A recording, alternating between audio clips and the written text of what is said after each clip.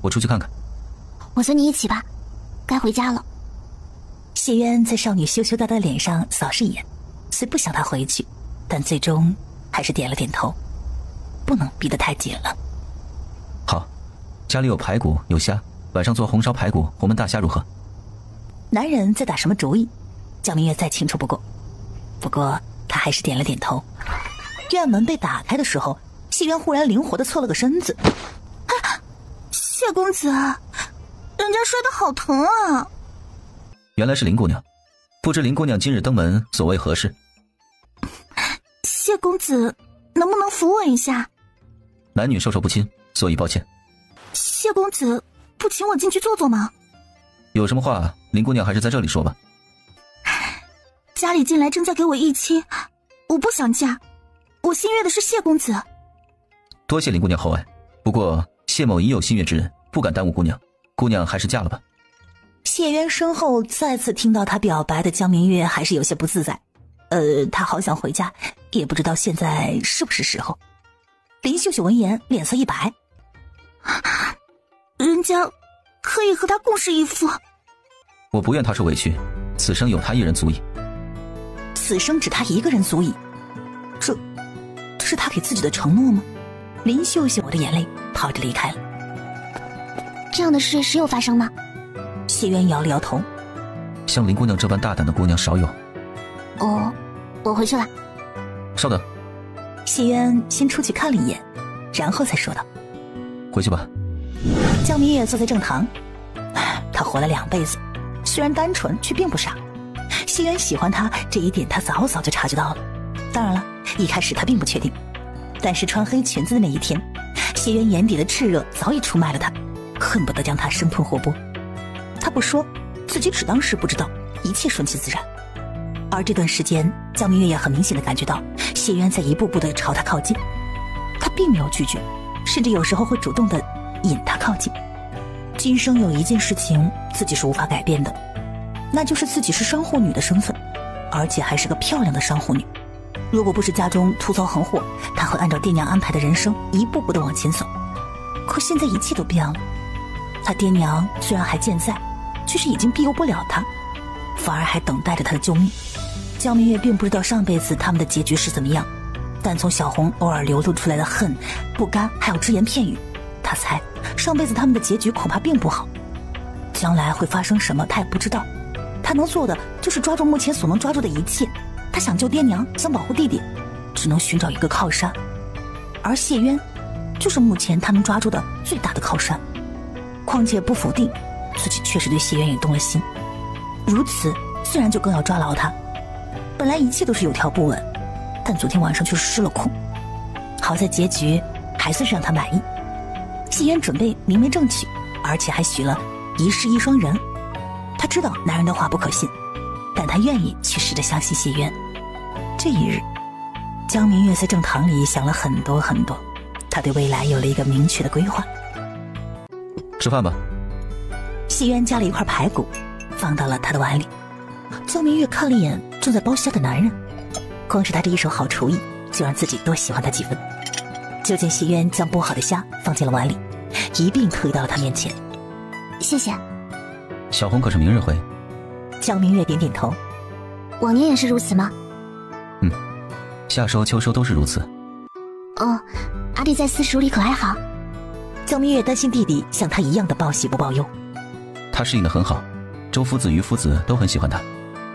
经过这段时间的相处，他对江明红也算是有了一些小了解。谢渊只能说，他这位未来的小舅子可不简单。我能选本书看吗？你想看什么书？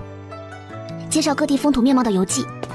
谢渊闻言走向了书架，江明月的视线越过替他找书的男人，落到了一幅画卷上，诧异的移了一声。他走到画卷跟前，细细观察起来。你去过沅江府？你瞧出来了。其实谢渊更想问的是，他可有想起什么？这是沅江湖，我自是瞧出来了，以前还常和小伙伴们去游玩呢。江明月说这话时再次望向了画卷，这一次他在画卷中的少女身上多停留了几息。这位姑娘是？是你。江明月微微一怔。是我？你到沅江府游历时曾见过我？不止见过那么简单。你可还记得去年5月份，你曾救过一位落水之人？是你？谢渊笑着点头。你前后的变化可真大。那时我从边城游历到幻江府，整天风吹日晒，再加上吃不好睡不好，人十分憔悴，自然好看不到哪里去。哦，没想到咱们还有这样的缘分。咱们这是天定的姻缘。俗话说得好，救命之恩当以身相许。江明月脸红了红，压下了羞涩。你早就认出我来了。咱们第一次见面我就认出了你。怪不得这男人一开始就对他处处不同，怪不得他会处处照顾他们，怪不得他的好感来得如此之快。原来你是蓄谋已久。谢渊并未反驳，他扬了扬手中的书，转移了话题。这是我游学归来，根据各地的习俗、风土面貌整理出来的，你看喜不喜欢？可有副本？有，你只管拿回去看。江明月嗯了一声，暂时放下了游记，跟着他学习方言。至始至终，谢渊虽然很守礼，不过或许是捅破了那层窗户纸的缘故，他每次望向江明月的时候，目光都会异常的专注，从青丝到眉眼，从眉眼到红唇，那么的仔细，那么的认真，好像它是一件他最爱的宝物，怎么看都看不够似的。你怎么在这儿？今日无事，我就来了。说着把手中竹筒递给他。谢谢。江明月喝了一口，眸子骤然亮了亮。酸梅汤？里面加了薄荷、橘皮和乌梅，好像还有甘草、山楂。除了这些，我还加了桑葚、洛神花，好喝吗？好喝，如果再加些冰的话，就更好喝了。冰伤肠胃，不行哦。家中还有许多，一会儿我带你回去晚间喝。好。小红他们回来了，晚间在我那儿吃如何？我想先和阿弟聊聊。也成，和小红好好说，有事就来隔壁寻我。二人一边说，一边很快地离开了锦绣坊。他们兄妹怎么回事啊？焦明红倒了一杯茶递给姐姐，将出狱鱼根的事情给姐姐说了一番。你的意思是鱼根力大无穷？他应还会一些粗浅的武功。当时我虽起了将他带回来的心思，却并未下定决心。他不是正常人，一个不好就会伤到我们。那是什么原因促使你下了决定呢？知道了于根的身世后，于根的爹乃是一位镖头，武艺非凡，他嫉恶如仇，好打抱不平。年轻的时候是十里八乡赫赫有名的存在。于根8岁那年，他爹押送一批镖到了边城，谁知中途竟遇到了山匪，几个镖头力战山匪，最后虽打退山匪保住了镖，但是他爹在那一战中受了重伤，还未回到宛平就死了。因他是护镖而死，又是镖头，镖局的人给了于恨他娘500两的抚恤金。500两？镖局里的人还算仁义了？有些人仁义，有些人却是包藏祸心。镖局的人离开后，500两抚恤金的事突然就泄露了出去。怎么会有这么巧的事？于根爹年轻的时候因好打抱不平，得罪了不少地痞恶霸，又因这500两银子的事，一些人联合在一起，铤而走险，在一个电闪雷鸣的夜晚潜入于根家中。他们先是用迷药迷晕了于根3人，等找到那笔抚恤金后，他们将罪恶的手伸向了于根的娘。江明月的心瞬间提了起来。让他们没有想到的是，轮奸途中于根娘竟然醒了过来，在他拼死挣扎下唤醒了于根。于根看母亲遭恶人欺凌，拿着大刀就砍了过去。他虽然力大无穷，但又哪里是那些人的对手？更何况这些人中还有镖局的人。他们制服于根后，当着他的面继续行恶。江明月的心里像是压了一块巨石一般，呼吸都变得困难起来。畜生啊，真是一群畜生！于根眼睁睁地看着他娘被恶人们欺凌致死，等他们又将手伸向年仅5岁的于杏儿时，于根大受刺激下先挣脱了绳子。这次他连伤3人，那些人看闹出的动静有些大，本想一不做二不休，杀了于根兄妹。突然响起了锣声，惊扰了他们。知于氏族人很快就会赶来，他们丢下奄奄一息的于根、于杏儿跑了。于氏族人可有抓住他们？只抓住了3人，逃了4人。可有查出那4人是什么人？焦明红摇了摇头。那3人之绝对没有活命的机会，被于氏族人抓住后就咬死自尽了。该死！于氏族人事后就没有调查过那4个人吗？哈姐，家丑不可外扬。那晚于恨受了太重的伤，最后虽然保住了一条命，人却傻了。傻了也好，不然他余生恐怕都会生活在仇恨之中。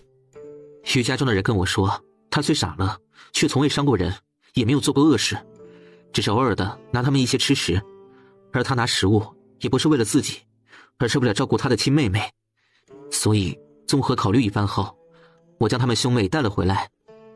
你将他们带回来是对的，最起码跟着咱们吃穿不愁。关于他们兄妹两个，你是如何打算的？阿姐，我还缺一书童，至于于杏儿，她很聪慧，阿姐先和她相处看看，如果合得来，可以当贴身丫鬟培养。成，我晓得了。明日阿姐能不能休一天？可是有什么事？咱们的户籍也该落下来了。成，明日我去锦绣坊给掌柜的说一声，调休一天。姐弟二人正说着话，四味楼的伙计来了。江明月这才知道弟弟订了5道菜。江明红吃了一口红烧牛肉，评价道：还是谢先生做的最合胃口。听到弟弟提起谢渊，江明月的眼神飘忽了一下，就是有些心虚。他原本是想将他和谢渊的事情告诉弟弟，可他现在实在是没那个心情，再加上弟弟满身的疲惫，明日清早再说吧。怎么了？我管你也累了，一会儿吃了饭就休息吧，今日就不去谢大哥那儿了。好。卯时一刻，二人坐在一起吃早饭的时候，江明红察觉到姐姐看了他3回。可是有了什么事？你昨晚睡得好吗？睡好了。江明红对上阿姐亮晶晶的双眼，心中咯噔一下，突然有种不好的预感。因为以前姐姐每次做惊世骇俗的事情之前，都是这副眼神。江明红放下了筷子，伸手给自己倒了杯茶，先是压了压惊。江明月看着高度戒备的弟弟，温声软语：阿弟，让谢大哥做你姐夫好不好？江明红喝茶的动作一顿，他就像是被火烧到了屁股，倏地蹦了起来。爹娘啊，这个惊他压不下去呀。知道你高兴，但反应也不必这么大的，快坐下。他这是高兴吗？他这是惊吓好不好？阿姐，你刚才说什么？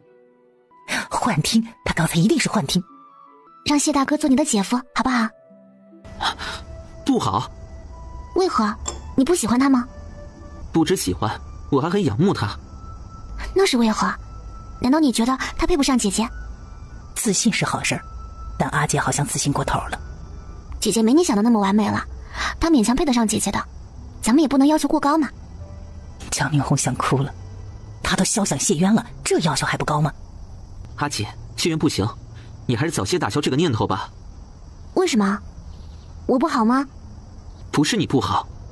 那是什么？谢先生心中也有心悦之人，他书房里有一幅画。江明红将画的事情仔细的给姐姐说了一番。先生虽只说那少女是他的救命恩人，但我看得出来，他应该是心悦那少女，因他望着那画卷时，眼神甚是温柔。你说的这个人就是我呀。那个人是你？看着一脸惊诧的弟弟，江明月轻轻点头。江明红的脑子里有了片刻的空白。你们早就认识了？不应该呀，我之前问姐姐，你还说你们不熟的。可还记得去年起机前，浅浅他们邀我去沅江湖游玩的事儿？江明红点头，他当然记得了。那你可还记得我回到家后为何受罚？因救人之事。江明红脱口而出后，然后立刻就反应了过来。阿姐，你当时救的是谢渊？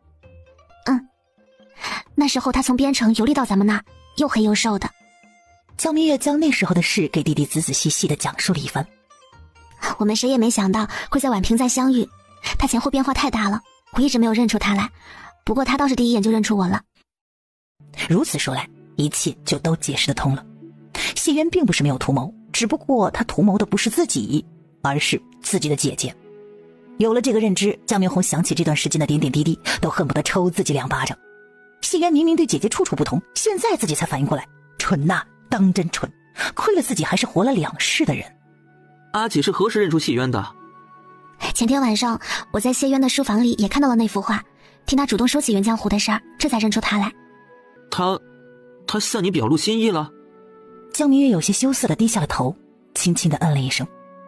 江明红这会儿心情有些炸裂，他想了很多。前世姐姐应该也救了谢渊，他们有没有在京都见过？谢渊前世帮了我好几次，可是因为姐姐的缘故，她一直未娶，除了朝阳公主，难道还有姐姐的缘故？让他做你姐夫，如何？姐，你喜欢他吗？当然喜欢啊！谢大哥长得好看，才华横溢，性格又好，做饭又好吃，还特别的体贴。像他这样的好男人，恐怕没有人会不喜欢的。再者，他是我目前最好的选择。如果有朝一日他能踏入官场，说不定就能帮到爹娘。你觉得呢？阿姐，喜欢谢先生的人有很多很多，这其中不乏有很多贵女。将来你如果对上他们怎么办？你也说是将来，将来的事谁又说得准呢？这句话瞬间点醒了江明红。姐姐说的不错，今世和前生已经有了很大的不同，命运是可以改变的。我要和谢先生聊一聊。吃完饭再去。我已吃饱了。我和你一起。不行，阿姐乖乖在家等我。成吧。可吃过早饭了？多谢先生关心，我也吃过。这3日去余家庄可有收获？江明红定了定心神，这才开口。二人闲聊了几句之后，谢渊察觉到江明红心态还算平和，于是开门见山地问：我和你姐的事你可知道了？江明红点点头。听你阿姐说未来岳父岳母健在，你能否告诉我家里发生了何事？听到未来岳父岳母二字，江明红的眼皮子跳了一跳。他从谢渊的话中听出了他对阿姐的志在必得，就是不知道知道了他家的情况之后，他还会不会像现在这般的坚定。我阿爹名唤姜文，是远江府有名的富商，他乐善好施，与人为善，喜结交好友。前些年国库空虚，他带头向朝廷捐了10万两，被朝廷特封为7品乡郡。现任远江知府，昔年曾受过阿爹恩惠。即便如此，我和姐姐依旧要连夜出逃。爹娘现在虽然性命无忧，却被困在了远江府，随时都有可能丧命。知道了这些，你还想知道我家发生了何事吗？江明红好像什么也没有说，却又什么都说了。他只是告诉他，未来岳父岳母犯的事儿极大，一旦和他们牵扯上，即便他恐怕也自身难保。二老可有罪？哼，欲加之罪，何患无辞？谢渊闻言指了指天。和他有关？江明红摇了摇头。谢渊瞬间放松了许多。二老为何让你们姐弟来京都？可是因为那人的手还伸不到京都？是因为在京都他会有所忌惮，不敢乱来。他做的事，他的主子暂时还不知。那就是在谋私利，而且他的主子来头应该不小。心中有了一个大致的推测之后，谢渊看着面前的人，这个江明红果然不简单呐，最起码不能将他当成普通的11岁的少年看待。现在你还想知道我爹娘的事吗？我愿洗耳恭听。你真决定了，不再想想？我也想得很清楚。哪怕因为我们，你也会深陷泥潭，也不悔。不踩一踩，怎知是泥潭？我这个人前21年除了钱几乎无所求。如果没有遇到你阿姐，我的人生会像我和老师事先规划好的那样，一步步前行。虽一马平川，却也一眼就望到了头，未免太无趣了些。再次遇到你姐姐后，我发现相比她来说，以前我所在乎的钱都变得索然无味的。她关乎着我的后半生。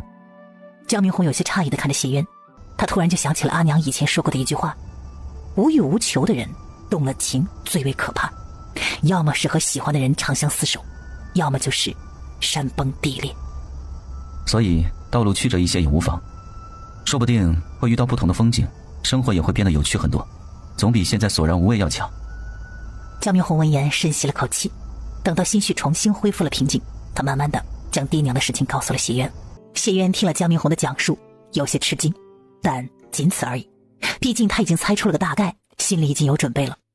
没有得到自己想要的东西之前，岳父岳母应是安全的。所以他绝不会放过我和阿姐。我们是爹娘的软肋，只要抓住我们，他就可以逼爹娘乖乖就范。今日我得到消息，他的人也来到了京都，正在秘密寻找我们。你打算怎么办？先落户宛平，在他的人没有找到我们姐弟之前，考取功名。只要我有了功名，又身处京都，那些人就不敢乱来。你想法不错，但忽略了一点。阿姐，他们或许不好对你出手，但要对付一个无所依靠、漂亮却云英未嫁的女子太简单了。拿捏住你的姐姐，还对付不了你，还怕岳父岳母不乖乖就范？江明红知道谢渊说的是事实，这也是他一直以来最为担心的事情。毕竟前世那些人就是这么做的，只不过……嫁给我，问题自然而然也就解决了。先生有趁火打劫之嫌，再则先生只是举人。你说的不错，我只是一举人，但我不是一普通的举人，我师承沈墨。江明红猛地睁大了双眼，似乎不敢置信一般。怪不得前世谢渊即便得罪了那么多人，依旧在朝堂之中混的是如鱼得水，也怪不得他敢公然的拒绝公主，怪不得呀。这沈墨是一位很传奇的人物，只要是读书人就没有不知道他的。两朝老臣，当世大儒，有经纬之才，善策论，通古今等等。谢渊看着一脸震惊的小舅子，温和一笑：这个身份可够了？够了。我会尽快找好媒婆，先定亲，然后选一个好日子，今年就成亲。今年就成亲？我只有些赶，但你放心，3媒6聘一样都不会少，我会将事情安排得妥妥当当。岳父岳母那边我暂不好插手，等明年中了进士，我会谋一个原江府的官职，将岳父岳母救出来。这是谢渊对江明红的承诺。会很危险。对于别人来说或许是龙潭虎穴，但我不同。是啊，他有一个名扬天下的老师，他的老师除了他还有很多弟子，而这些弟子现在大多是朝中重臣，在各地任职，那些人自不敢明着对付他。可先定亲，成亲的事我还需与姐姐商量。再就是爹娘那边，我也要想法子去一封信告知他们此事。应该的，那就先定亲。定了亲，那就距离成亲也不远了。这时江明红想起了前世谢渊和朝阳公主的事儿。明年您高中好，若有郡主公主瞧上了你，且不介意和阿姐平起平坐，你会怎么办？原来在你心上我竟这般出众啊！皇室应该还丢不起那人。是啊，皇室还要面子，所以如果他们欺负阿姐，逼迫你解除婚约或者休妻，你又当如何？定亲后，我会将你姐姐对我有救命之恩这件事慢慢的传扬出去。江明红双眼微微一亮，好主意，读书人最看重的就是名声，救命之恩不能负，不然日后事情暴露，寡恩之名对于读书人来说那乃是致命的，必然受到天下读书人的唾弃。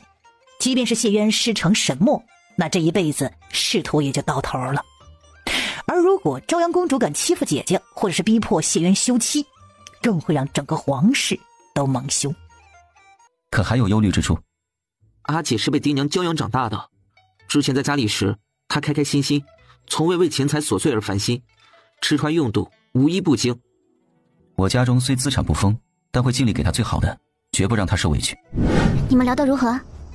阿姐，弟弟真不想你现在就出嫁。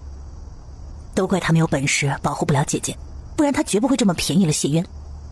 傻瓜，只是先定亲罢了。再就是我即便是出嫁了，也只是嫁到隔壁，姐姐永远不会离开你的。谢先生近来会请媒婆来家里提亲。我醒得了。阿姐，你不是一直想和爹娘写封信吗？现在可以写了。近期我会想法子给爹娘通信，禀明此事。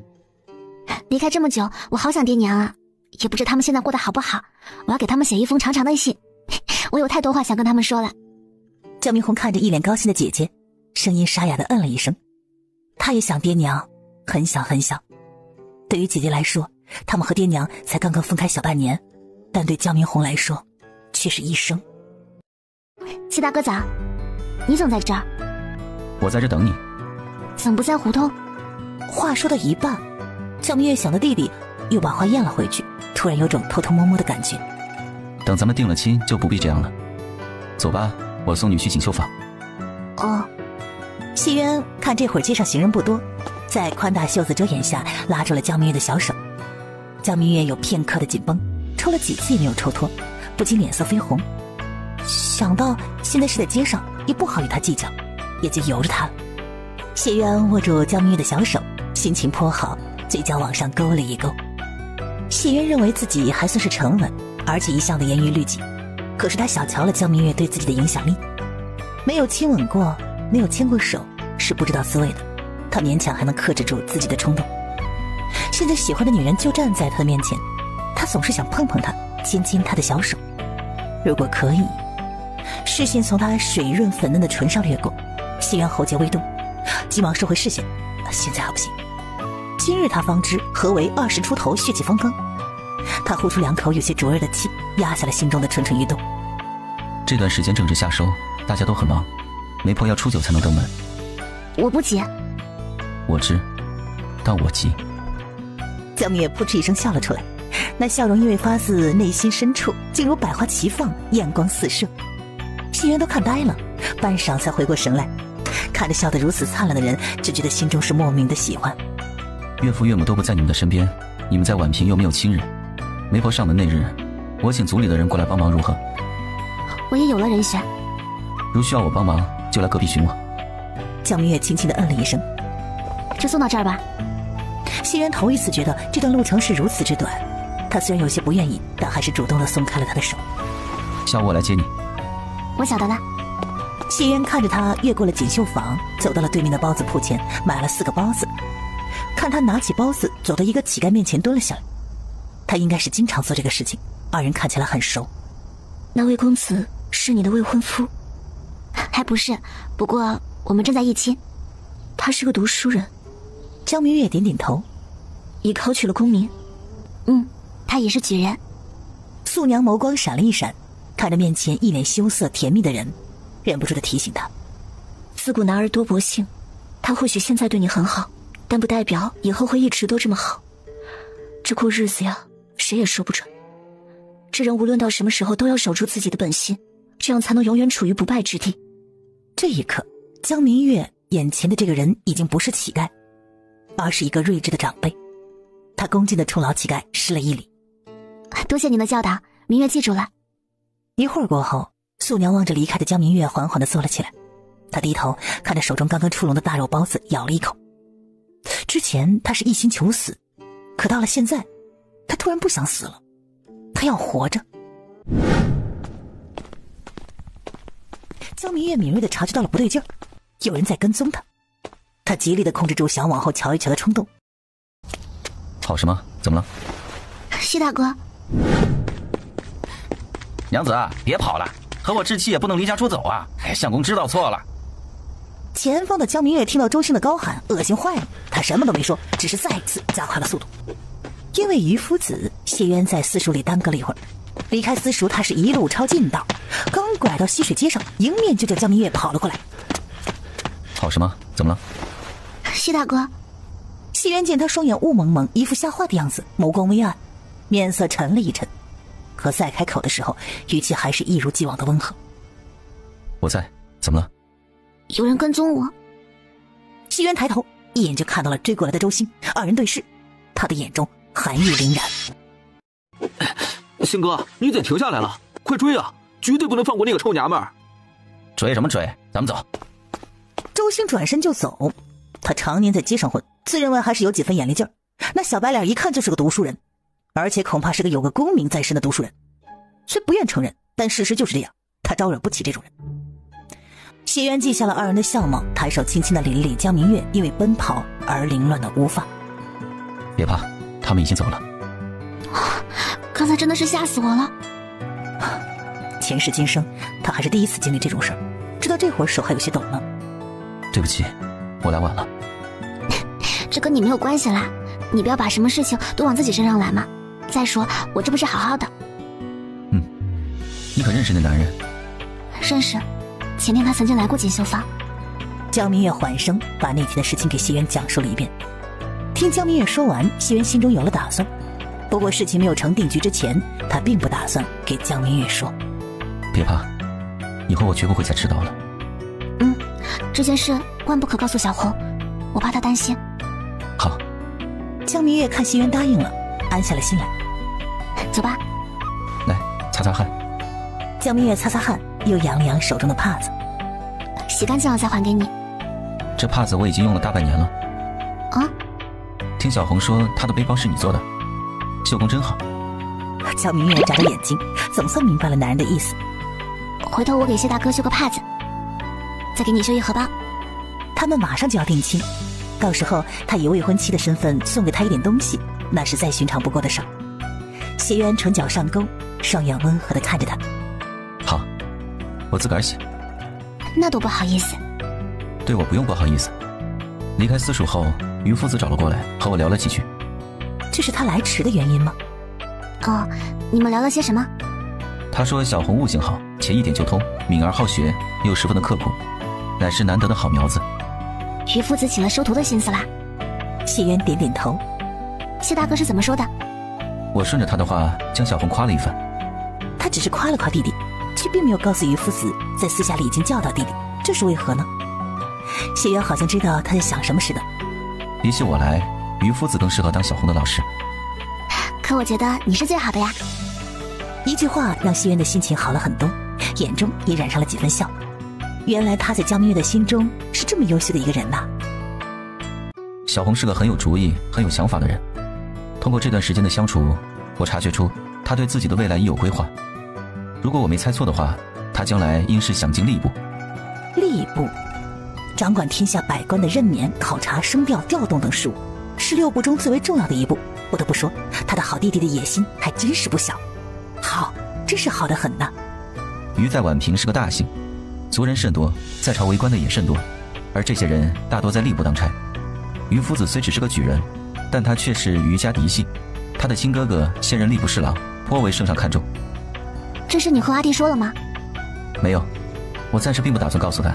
于夫子只是动了心思，恐还要再观察小红一段时间，等他确定了，我再给他说。你呢？你未来的规划是什么？有了他，他的规划自就不同了。明年我中了进士后，谋一个元江府的官职，到时候带着你去元江府如何？可以吗？自然。等咱们安定下来了，你就带着我去拜见岳父岳母如何？他这会儿总算反应过来，他被男人套路了。他双手通红，抽回了自己的手。你长得美，就不要想得太美了。这话并不是谢渊想要听到的。他正欲和江明月好好的商讨商讨，江明红突然推开门走了出来。这时他才后知后觉地发现二人已经回到了枣林胡同。江明红视线于二人身上打了个转，看看谢渊还算守礼，先给谢渊打了声招呼，紧接着插到二人中间，牵起了姐姐的手。回家了。江明月嗯了一声。谢渊看着姐弟二人握在一起的手，挑挑眉，看向江明红。不合规矩了。这是我亲姐，我很乐意和姐姐这样亲近。突然就觉得这位未来的小舅子有些碍眼。江明月看看男人，又看看弟弟，低头偷偷地笑了笑。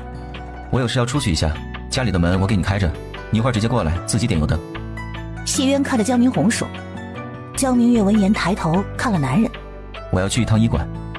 谢渊特意向他解释一句，虽是个善意谎言，但他心中却是有种负罪感，只觉得不应该辜负他的信任的。哦，谢大哥再见。谢渊看姐弟二人回了家，收拾好了自己情绪，直奔县衙。小赵，前天下午是否有一年约17、小眼，左边脸上长了一黑痣的男人在锦绣坊闹事？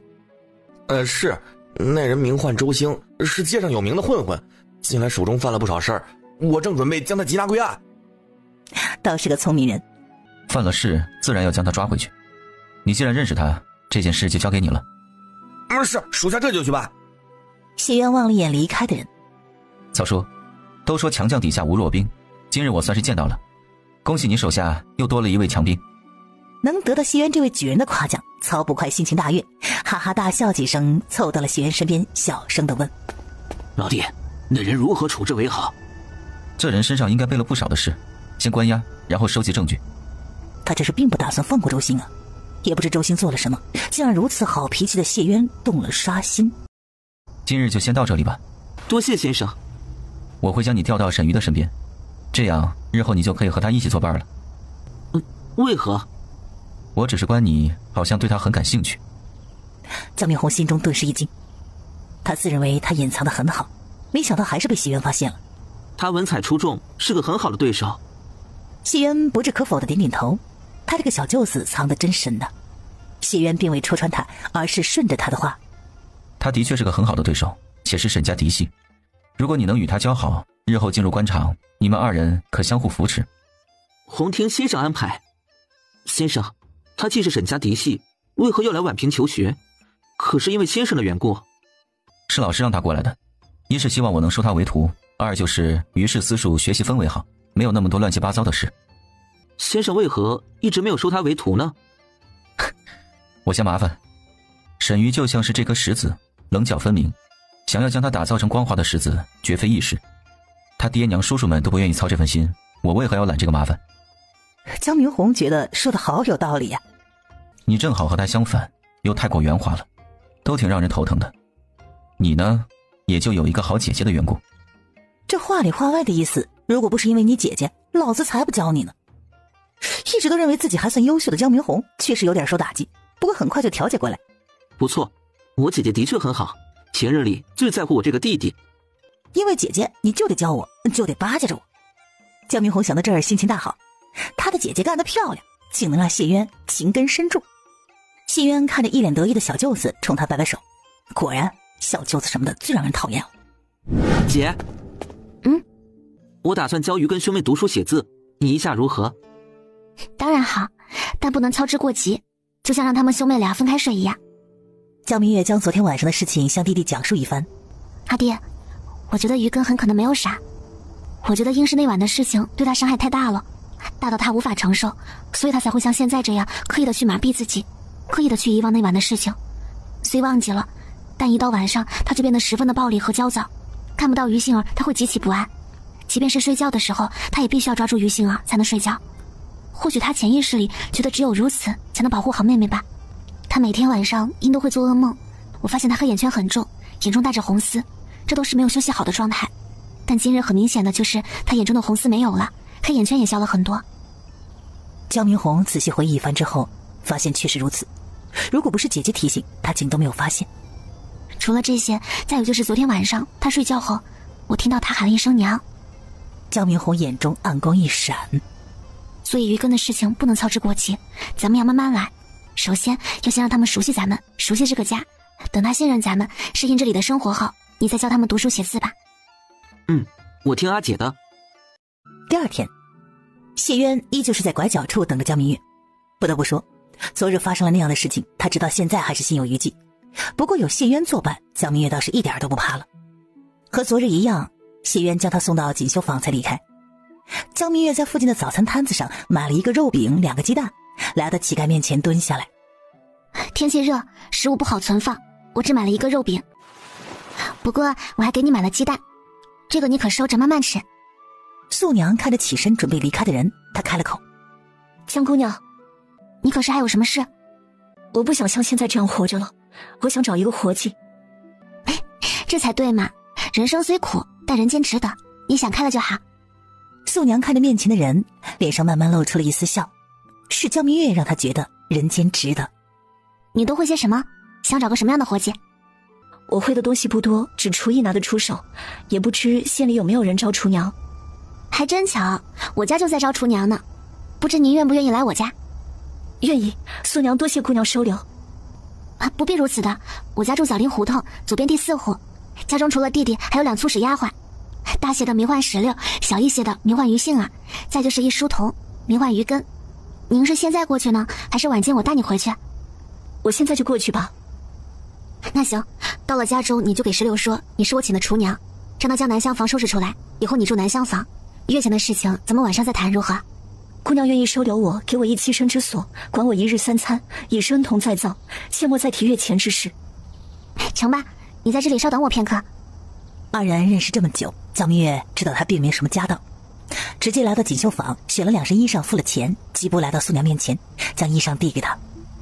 拿回去穿，晚间我再扯些布带回去，咱们自个儿再做2身，暂时也就够穿了。多谢姑娘。我身为你的主顾，这是我应该做的，回家去吧。家吗？素娘心中微微的一暖。素娘，你会伤害我吗？素娘身体微微一僵。姑娘。素娘，你会伤害我吗？我绝对不会伤害姑娘少爷。我信你，回家去吧。林婶家中可是有什么喜事？我儿子要定亲了，就想着给他置办2身体面一些的衣裳，回头去姑娘家下聘，可不能穿得太寒酸。呀，这可是件大喜事呢，恭喜您啦！谢谢哈。将2人送出锦绣坊回来，贺婶走于他跟前，一脸八卦：“哎，他儿子要定亲啦？你可知是哪家姑娘啊？”江明月摇了摇头，他虽然好奇的不得了，但没好意思问：“哎，掌柜的，你知不知道啊？”那姑娘是京都人士。哟，京都人士啊！就连江明月也有些惊讶。那姑娘的爹还是礼部一官吏呢。乖，这样的人家怎么会看上林秀才呀？前2年，林秀才跟着同窗到京都游玩，救下了因追赶小偷崴着脚的他岳父。出于好心，林秀才亲自将人送回了家。听说他岳父一眼就瞧上了林秀才，这才有了今日这桩好姻缘。可见好人有好报。下工了。谢渊伸手从他手中接过瓜，然后牵住他的小手，动作一气呵成，并没有给江明月拒绝的机会。江明月就乖乖地任由他牵着，并没有拒绝。今日带的什么？要茶喝吗？喝，喉咙正好有点不舒服呢。辛苦了。不辛苦。谢渊牵着江明月的手，一边走一边问：喜欢吃丑瓜？丑瓜？一个客人送的，我也不知好不好吃呢。今日的药茶冰冰凉凉，但江明月可以肯定，男人并未往里面放冰，也不知道他是怎么办到的。不得不说，被他用心投喂的感觉真的是太幸福了。江明月又喝了一口。家里还有很多，回去了我再给你盛一碗。江明月轻轻地嗯了一声。喉咙可舒服些了？舒服了很多。今日说了很多话？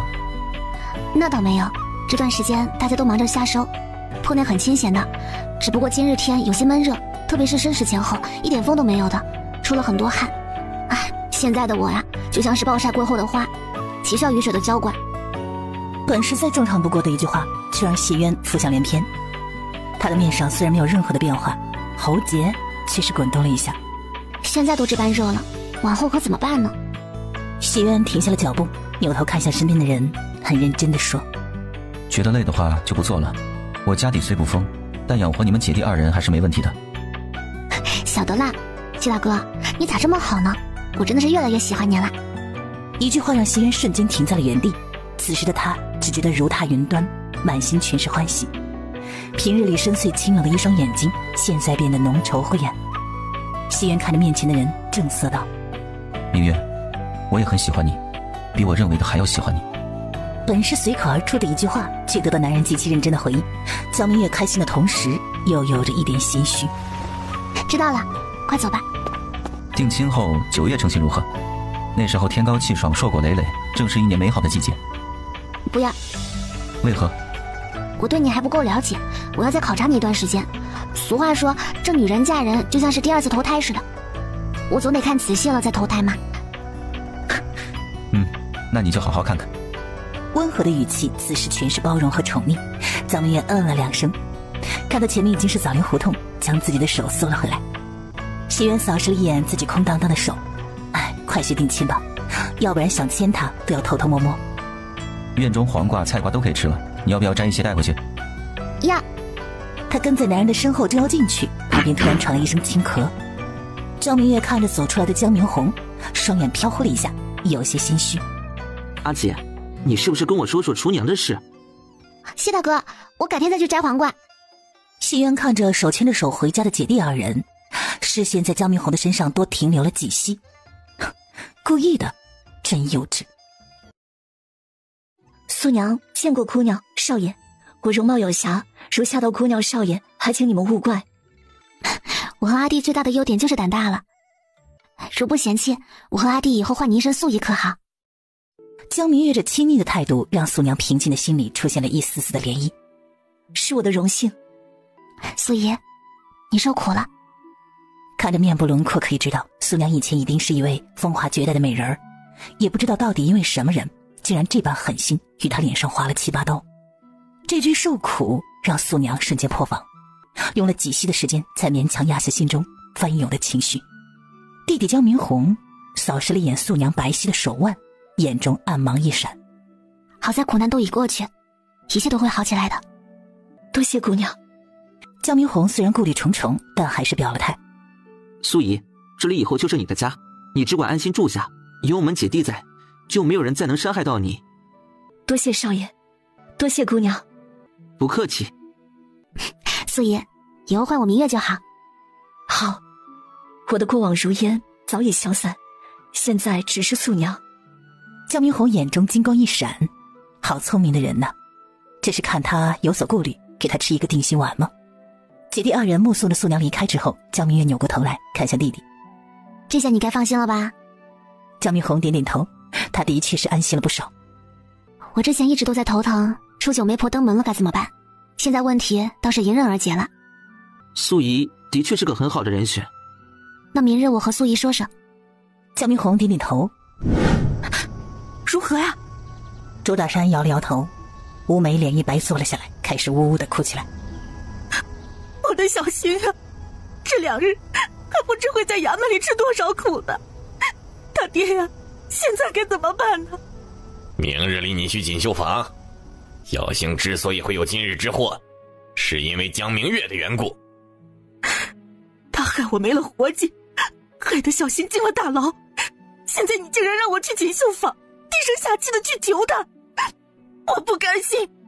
娘，他的未婚夫名唤谢渊，你对这个名字应该不陌生吧？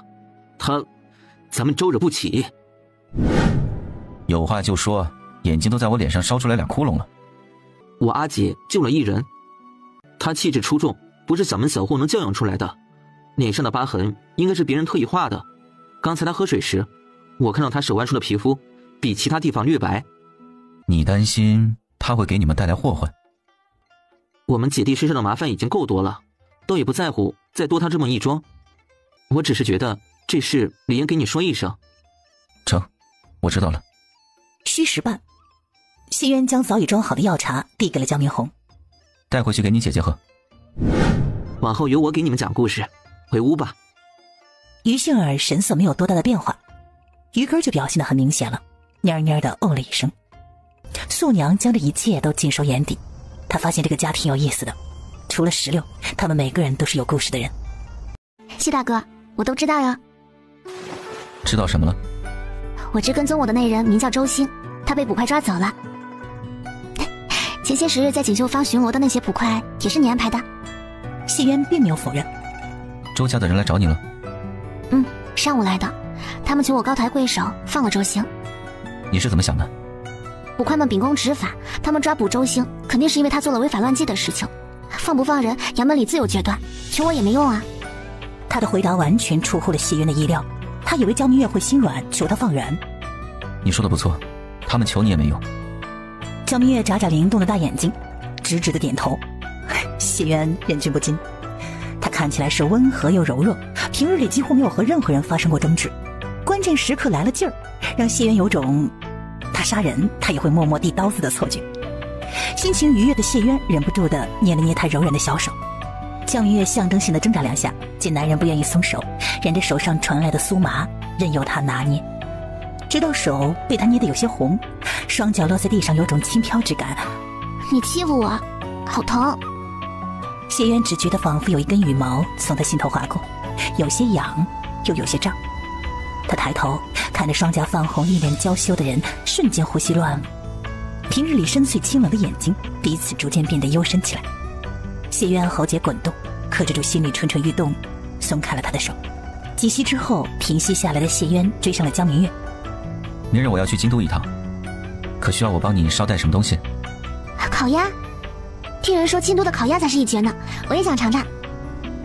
我晓得了，明日我恐不能接送你了。你只管放心，我现在一点也不怕了。谢大哥去京都可是有什么事情？二人马上就要定亲，姐姐的事情也该告诉他了。去见姐姐，将咱们的事告诉她，也让她欢喜欢喜。姐姐？谢渊的事情他听说了不少，竟还不知道他还有一个姐姐。姐姐，亲姐姐。姐姐的事我日后再跟你说可好？江明月点点头，掏出昨日里绣好的方帕递到了男人面前。送你。没想到他这么快就绣好了。谢渊接过帕子，看着上面的小人儿，轻轻地摸了一摸。绣帕子时在想我？一句话瞬间让江明月红了脸。谢渊看着满脸羞红的人，无声地勾了勾嘴唇，嗓音变得异常温和。谢谢，我很喜欢。可是有什么心事？我今日方知谢大哥竟还有一位亲姐姐。亲姐姐？江明红瞬间想到了一些前世的传闻，难道那些传闻是真的？江明月看着弟弟一脸惊讶，微微地眯了一下眼睛。本以为还能从弟弟这里打探一点消息，可看弟弟的样子，他并不知道谢渊还有一姐姐。关于这位姐姐，谢先生可还有说别的？他说日后再告诉我。焦明红眉头微挑，看来要抽空问一问谢渊的事情了，不能因为前世的那些听闻就什么都不问。今日于根可还听话？比我想的还要听话，他在丁班外旁听了许久。于根的种种行为让焦明红清楚地认知到姐姐的猜测是对的，于根可能没傻。他比我想的适应的还要快呢。东方刚出现一缕亮光，谢渊就出了门。半个时辰之后，谢渊既放好了马，买了些姐姐儿时喜欢吃的糕点驴肉火烧，又买了一个不倒翁，然后就来到了五皇子府后的门处。一炷香过后，谢渊望着抱着孩子疾步走过来的姐姐，冷淡的目光中慢慢的露出了一抹暖意。他抬脚往后门处走了5步，直到被守门的婆子拦下，他这才停下来。谢柔等着贴身丫鬟领着守门的婆子去了假山那边之后，他才对女儿说：兰兰，叫舅舅。舅舅。哎，外甥女儿长这么大，谢渊还是第一次见到她，心中既欢喜又有些酸楚。他急忙掏出了不倒翁，递到了小郡主的面前。谢渊看得出来小郡主很喜欢，但他并未马上伸手，而是先看向了母亲。舅舅给的，拿着吧。谢谢舅舅。不客气。他看着姐姐，虽然知道有些不合规矩，但还是说了出来。阿姐，我能抱一抱兰兰吗？谢柔轻轻点点头。谢渊小心翼翼地接过孩子的那一刻，只觉得心中胀胀的。姐，兰兰鼻子很像你呢。姐姐谢柔看着此生她最在乎的2个人，别过头去擦干脸上的泪水。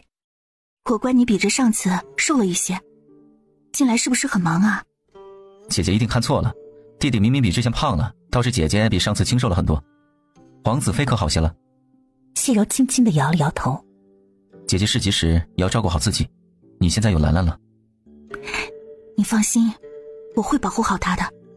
谢渊看姐姐已经明白了他意思，不再多言，从怀中刚掏出荷包，姐姐却是将一荷包递到他的面前。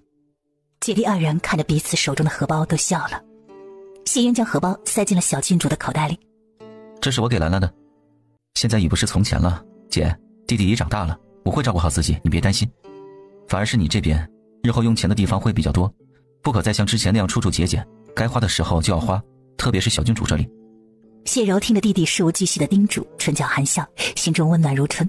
他等弟弟说完，然后问道：咱们村今年收成如何？每亩平均增产20多斤。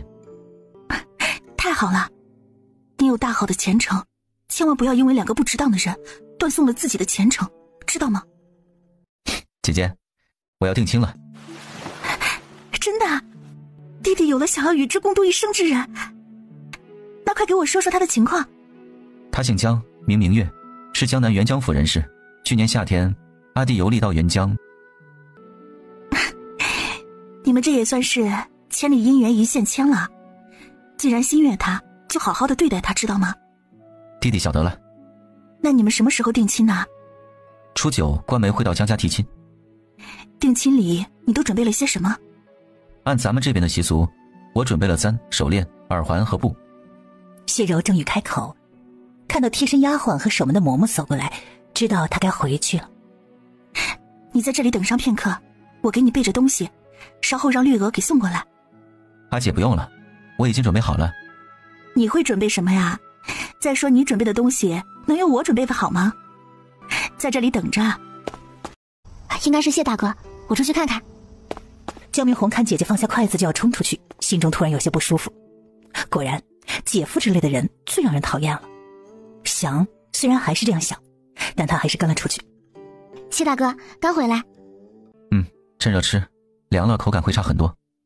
焦明月摸着还有些温热的油纸包，看着胸前的衣裳上染了一些油渍，知道他应该是揣了一路，心中是既甜蜜又有些担忧，也不知道他有没有被烫着。咱们一起吃。阿姐说的不错，C 先生进来吧，咱们一起吃晚饭。饿了吧？快吃。谢渊温和地看着面前的人，应了声好。被2人自动忽视的江明红突然不知该说些什么，突然觉得自己好像有点多余，于是默默低头解开了油纸包。吃呀，尝尝，看是不是你想吃的那个味道。如果不是，改天我给你做。还有什么是你不会的吗？有，以后你就知道了。谢渊看他吃的眉眼弯弯，只感觉胸膛仿佛都没那么疼了。他又将另外的一个鸭腿夹给他后，顺道夹了一块鸭肉放到了江明红的碗里。今日私塾里没有发生什么事吧？我听说于夫子打算再招2位夫子。明天我和周夫子都要参加会试，从下半年开始就要为会试做准备了。到时私塾这边，我们恐就不能像现在这样天天给你们上课了，所以于夫子要提前招人，方便到时顶替我们。谢大哥可知于夫子招的都是谁？一位小红已经认识，可是之前给我们上过课的林秀才。谢渊点点头。谢大哥，你们月俸多少啊？10两。哦，秀才也是如此吗？秀才是5两。还真不少，足够林婶他们日常开销了。谢渊想，如果是他一个人花，确实是不少，但是不久的将来，他可能就是个拖家带口养家糊口的人了。夫人的月钱就那么多，小舅子还要读书，况且成亲之后，他并不打算再让江明月去锦绣坊做工。综上所述，谢渊还是觉得肩膀上的负担还是很重的，好在他还是负担得起的。不必想着为我节俭，别人有的你也会有，别人没有的我会努力让你拥有。正在啃着鸭脖的江明红抬头佩服地看向了谢渊，看看人家多会说话呀，怪不得姐姐会动心。如果换作是他，江明红觉得他恐怕也抵挡不住。哎，学到了学到了。江明月反应过来之后，知道男人想岔了。那谢大哥可要好好努力了，养我还是很花钱的。江明红咳嗽了2声，这种话能这么搬上台面说吗？况且2人还未定亲呢，他都替姐姐臊得慌。好。谢大哥真好，好想抱抱呀。谢渊听了这个愣了一下，而素来波澜不惊的眸中有一抹炽热闪过。他的唇角翘起，正欲开口，可是一阵咳嗽声传入耳中。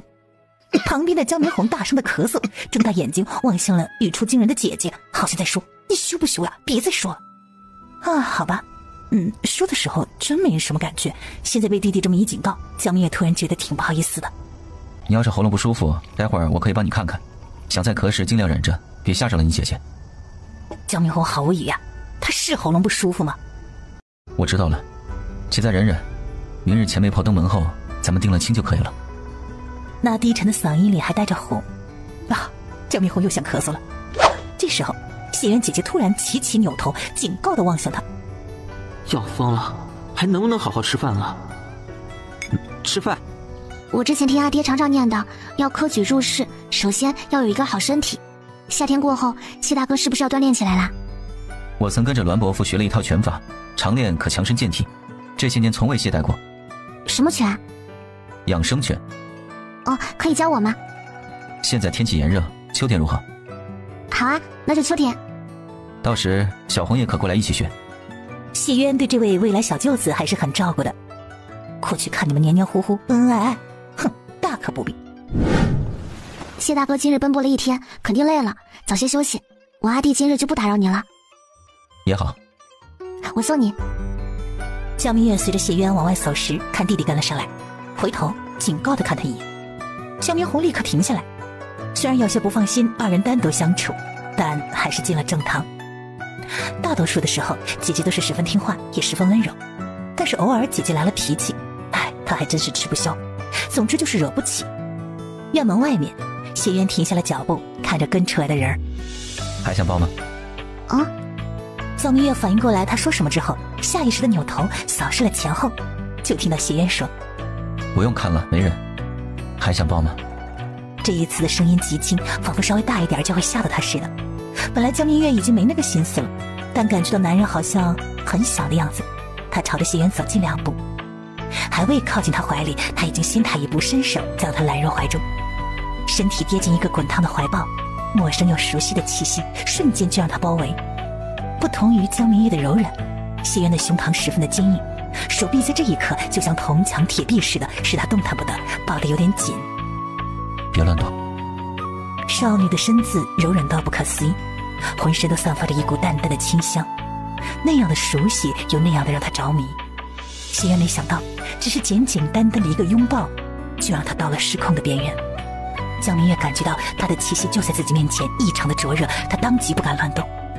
夜很深，近到他能清楚地听到他那强劲有力的心跳声，一下又一下，很快。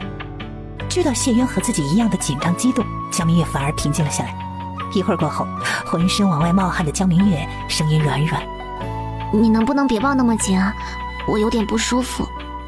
等多久啦？”“刚到，家里可都安排好了。”“有素姨呢。”提起素娘，江明月想到昨日谢渊给他们看诊的事儿。“谢大哥，素姨病得很重吗？”谢渊早就料到他会问，嗯了一声。他的身体就像是破碎后重新粘合在一起的瓷器，随时都有重新破碎的可能。你也不用太担心了，短时间内他不会有事，调养得当还能多活几年。至于其他太过于阴毒的，他并不打算告诉江明月。“哦，于根呢？他除了失眠还有其他症状吗？”“以前他是不是受到过很大的刺激？”“这和他身世有关。”他缓缓地将于根兄妹的事情告诉了谢渊。谢渊自认为自己心态已经十分平稳，鲜少有什么事情能让他起波澜，但是于根的事情还是触及到了他。当人恶到极致，就已经不能再成为是人了，而是畜生，就像他的叔叔婶婶。“谢大哥，于根不傻对不对？”等到谢渊心情平复下来之后，他才开口：“不错，他不傻，只是当初那件事让他大受刺激，自我封闭了一些记忆，所以才会像现在这样。他这种情况很好治，只是……”“谢大哥，不治。我觉得于根现在这样也挺好的，记起一切对他来说太过残忍了。”“那就不治。”“谢谢，谢大哥。”“不知婶子怎么称呼啊？”“哟，这说的还是官话，看来江家不简单呢。”“哈哈我姓钱，县里的人都尊称一声钱媒婆。”“啊，不知钱媒婆今日登门是有何事吗？”“哎呦，是喜事儿啊！”“钱媒婆请进。”“哈哈，不知夫人贵姓啊？”“我姓程。”“哦，原来是程夫人，老婆子今日给你道喜了。”“不知喜从何来？”“哦，我今日是特意来向你家姑娘提亲的。”时间一点一滴的过去了。40暮，谢渊提着定礼糕点来到了钱媒婆的住所。钱媒婆知道谢渊来了，亲自迎了出来。二人说了几句话之后，谢渊收下他递过来的羹帖，小心地放入怀中，然后将糕点定礼递给了他。“劳烦你明日再跑一趟。”说着又掏出2两银子递给他。“哎呀，谢举人客气了，日后你成亲千万不要忘记请老婆子喝一杯喜酒啊。”“一定。”一会儿过后，谢渊从钱媒婆的住所出来，摸着怀中的羹帖，他笑了。他定亲了，从今天开始，江明月就是他的未婚妻子，不久的将来还会成为自己的妻子。21年了，他头一次像今日这般的雀跃。谢渊回到家中，小心翼翼地掏出了怀中的羹帖，像是抚摸稀世珍宝似的。谢渊盯着羹帖看了一会儿之后，放进了柜子里。他觉得有些不安全，想了想，打开了抽屉，拿出了一把锁。一会儿，他看着柜上挂着2把锁，垂下眼，遮去了眼中的一言难尽。他觉得自己大概脑子被驴踢了，家里要是进了贼，看着柜上挂着2把锁，不用找就知道这里面有好东西。谢渊拿出钥匙打开了一把锁。就这样吧。哎，你定亲这么值得庆祝的日子，你就给我1坛酒啊？太小气了吧，怎么着也得给个5、6坛呢。我给你5、6坛，你敢要？栾毅认真的想了想，他还真不敢。你定亲之事可告诉你姐了？告诉了，她很开心。锦绣坊，如何？媒婆可来了？来了，素婶说来的还是官媒呢。谢先生很看重姑娘呢，素婶已将羹帖给了他，也收了谢先生的羹帖。江明月听石榴这样说，嘴角忍不住的往上翘了一翘，提在了半空中的心也瞬间落了地。定亲了，他和谢渊定亲了。我晓得了，天气热，回去吧。哎，一下午的时间很快就过去了。酉时初，江明红看谢渊留了作业，收拾了课本就要走，他心思微动，举手恭敬地叫了声先生。我有一处不是太懂，还望先生解惑。谢渊看看还有点时间，走到江明红的面前问：哪里？这里。二人旁边的沈瑜在听到江明红问的是什么之后，眼中闪过了一丝困惑。昨日里二人还在讨论这句话，江明红明明已经理解，为何现在又装作不懂呢？谢渊以最简单的话解释了一番，然后问他：懂了吗？还有这里。谢渊看了一眼他指定的地方，耐心十足的又给他讲解一番。等到江明红再问，他眯眯眼睛，压低声音：“故意的。”我在很认真的向先生讨教，怎么能说是故意的？晚上再问也不迟。现在不解惑的话，我担心自己会食不下咽，倒是阿杰肯定会担心的。他要是问起……大家都是聪明人，接下来的话里，江明红虽然没说，谢渊却是懂了。算你狠！他快速讲完，并未再给江明红提问的机会，大步出了学堂。先生，我跟你一起回家。我知你和你阿姐感情深厚，现在她突然变成了我的未婚妻，你可能会有些不适应。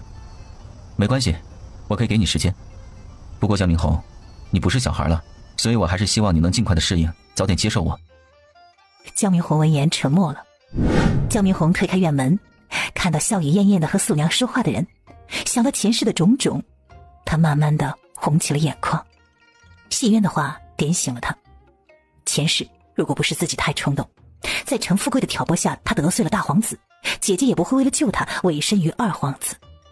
如果不是他不够成熟理智，一直招惹二皇子，惹起了二皇子的杀心，姐姐又怎么会死呢？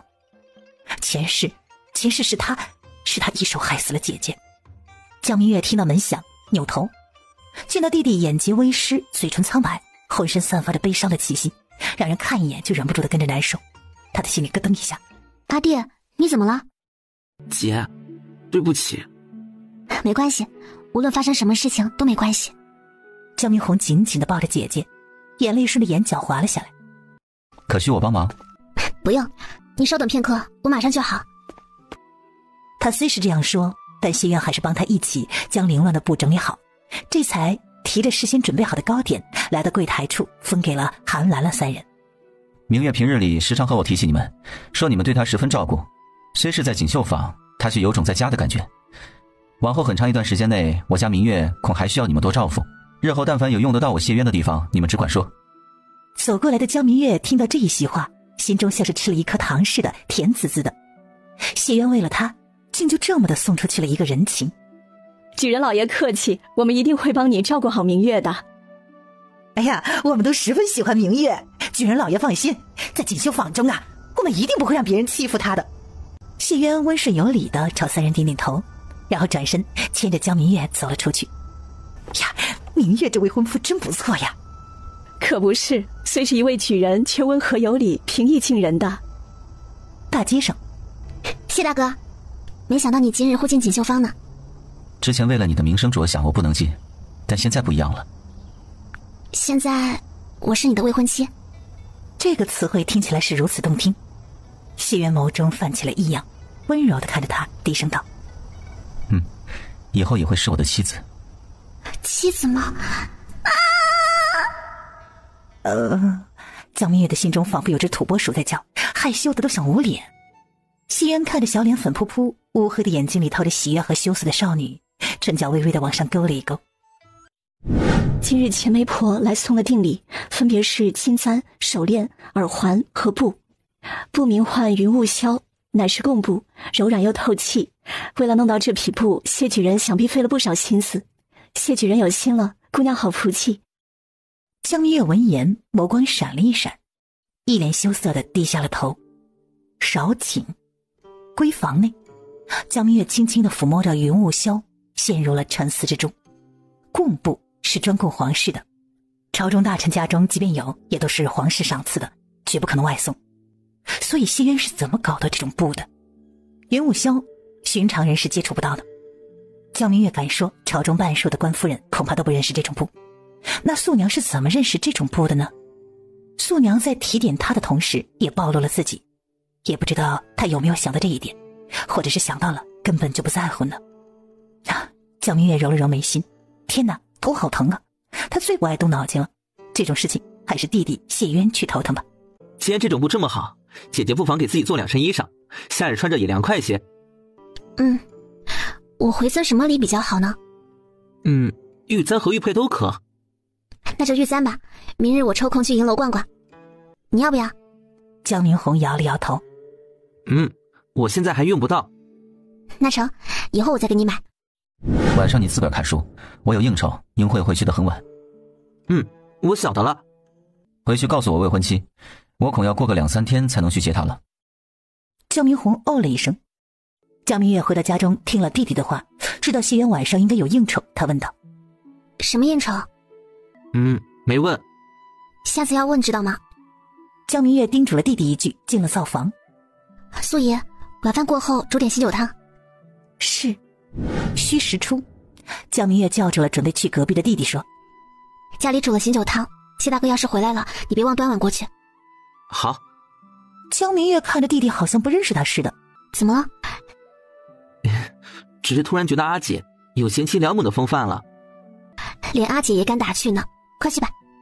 谢渊回到枣林胡同已是戌时末，今日虽然没有人劝酒，但是知道他定了亲，架不住大家都来向他敬酒，一杯一杯的敬了肚，谢渊还是有些醉了。好在他早有准备，不至于醉到人事不省。还未回。江明红扶着一身酒气的谢渊坐下来，端起桌上还有些温热的醒酒汤递给谢渊。阿姐让我等你回来了再回去，她的话我不敢不听。谢渊闻言将醒酒汤一口饮尽，这种被人放在心里记挂的感觉真的很好呀。告诉我未婚妻我很好，让她别担心。我知我姐是你未婚妻，你不用反复强调，这样说话你不觉得别扭？我乐意。看着那醉醺醺的男人，江明红很大度的并未和他计较。灶房里有烧的水，可能自个洗漱。这也是你姐叮嘱的。没想到被爹娘捧在手心里，一直都需要别人呵护的姐姐，有一天竟然也懂得关心别人了。我不是别人，而是你姐夫，是我的荣幸。你知道就好，日后如果敢辜负阿姐，我饶不了你。这句话是威胁，也是警告。谢渊笑了笑，闭上了双眼，什么都没说。他会用自己的行动去证明江明月没有选错人。江明红看着仿佛要睡着的人，随手拿起了椅子上的衣裳搭在他身上，刚往外走了2步，就听谢渊说：你姐救我之事我已经宣扬出去了，相信用不了多久，这件事就会在宛平传开。我知道了。不得不说，谢渊态度让他很满意，没想到他这么快就开始行动了，毕竟他和姐姐这才刚刚定亲。祖叔你在吗？在。他打开院门，看着一脸着急的虎子问道：可是村里出了什么事儿？村里好好的，出事儿的是吴奶奶，傻帽叔划了吴奶奶的脸，然后又哭又叫，还风言风语的说你害他。族长说你要是有空了就回去一趟。谢渊微微的眯了些眼，回屋打开抽屉，拿金疮药的时候，看着最里面的药瓶，沉思片刻，一并揣进了怀里。稍顷，他带着胡子骑马回到了谢家村锦绣坊。江明月送走一客人，看看已是辰时2刻。石榴想必已经将早饭送给了谢大哥，也不知道他醒酒没，难不难受。江姑娘想什么呢？这般入神。林婶好，好久没有见到您了。林秀才的亲事可定下来了？定下来了，这不18下聘，我特意来买2匹布。恭喜林婶双喜临门。我听阿弟说啊，于父子已经正式聘请了林秀才，你和小菊的好日子还在后头呢。借你吉言了。傻帽好像比以前疯得更厉害了，上了你婶婶后拿着刀从家里跑了出来，说什么你害他们。我们怕他再伤着人，就将他捆绑在了屋内。又让三爷爷和大家费心了。一家人应该的，不过总是这样也不是那么回事儿。我之前曾向叔叔婶婶提议将堂哥关进屋里，每日只需给他送饭送水即可，可叔叔婶婶都不愿意，还说我没安好心。谢渊一脸委屈又无可奈何的叹了一口气。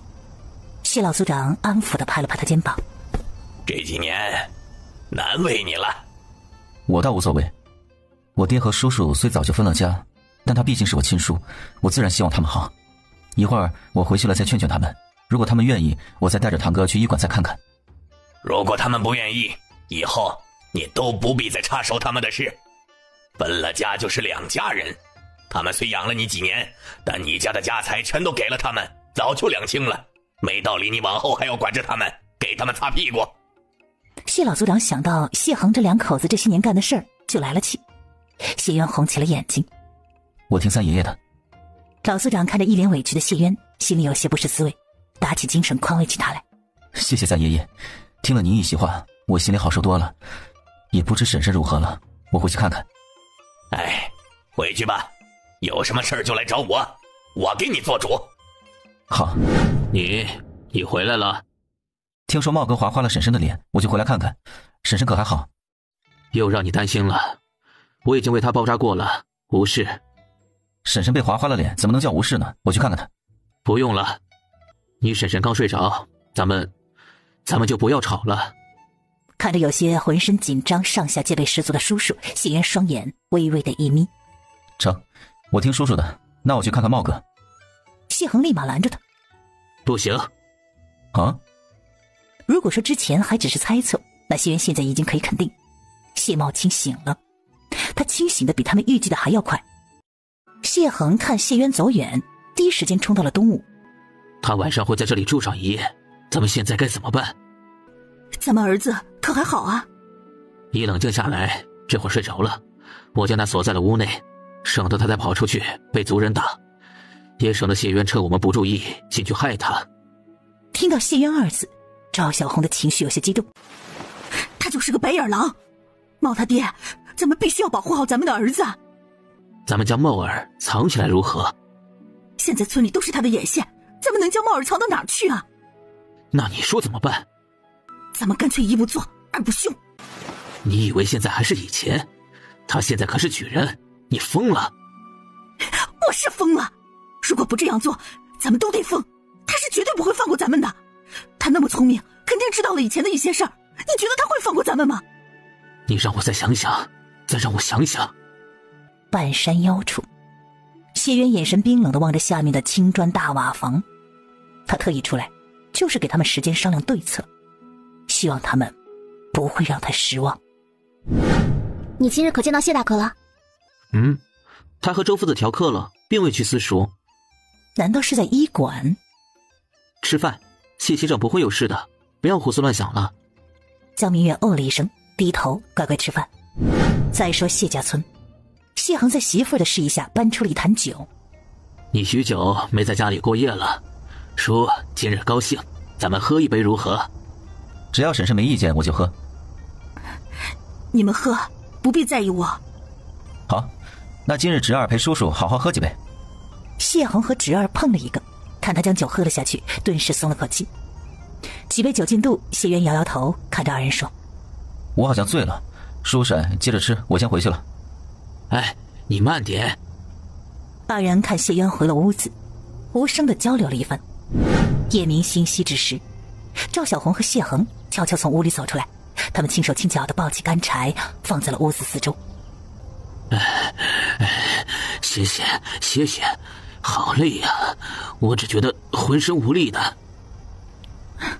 没屁用的东西，这才干了多久啊？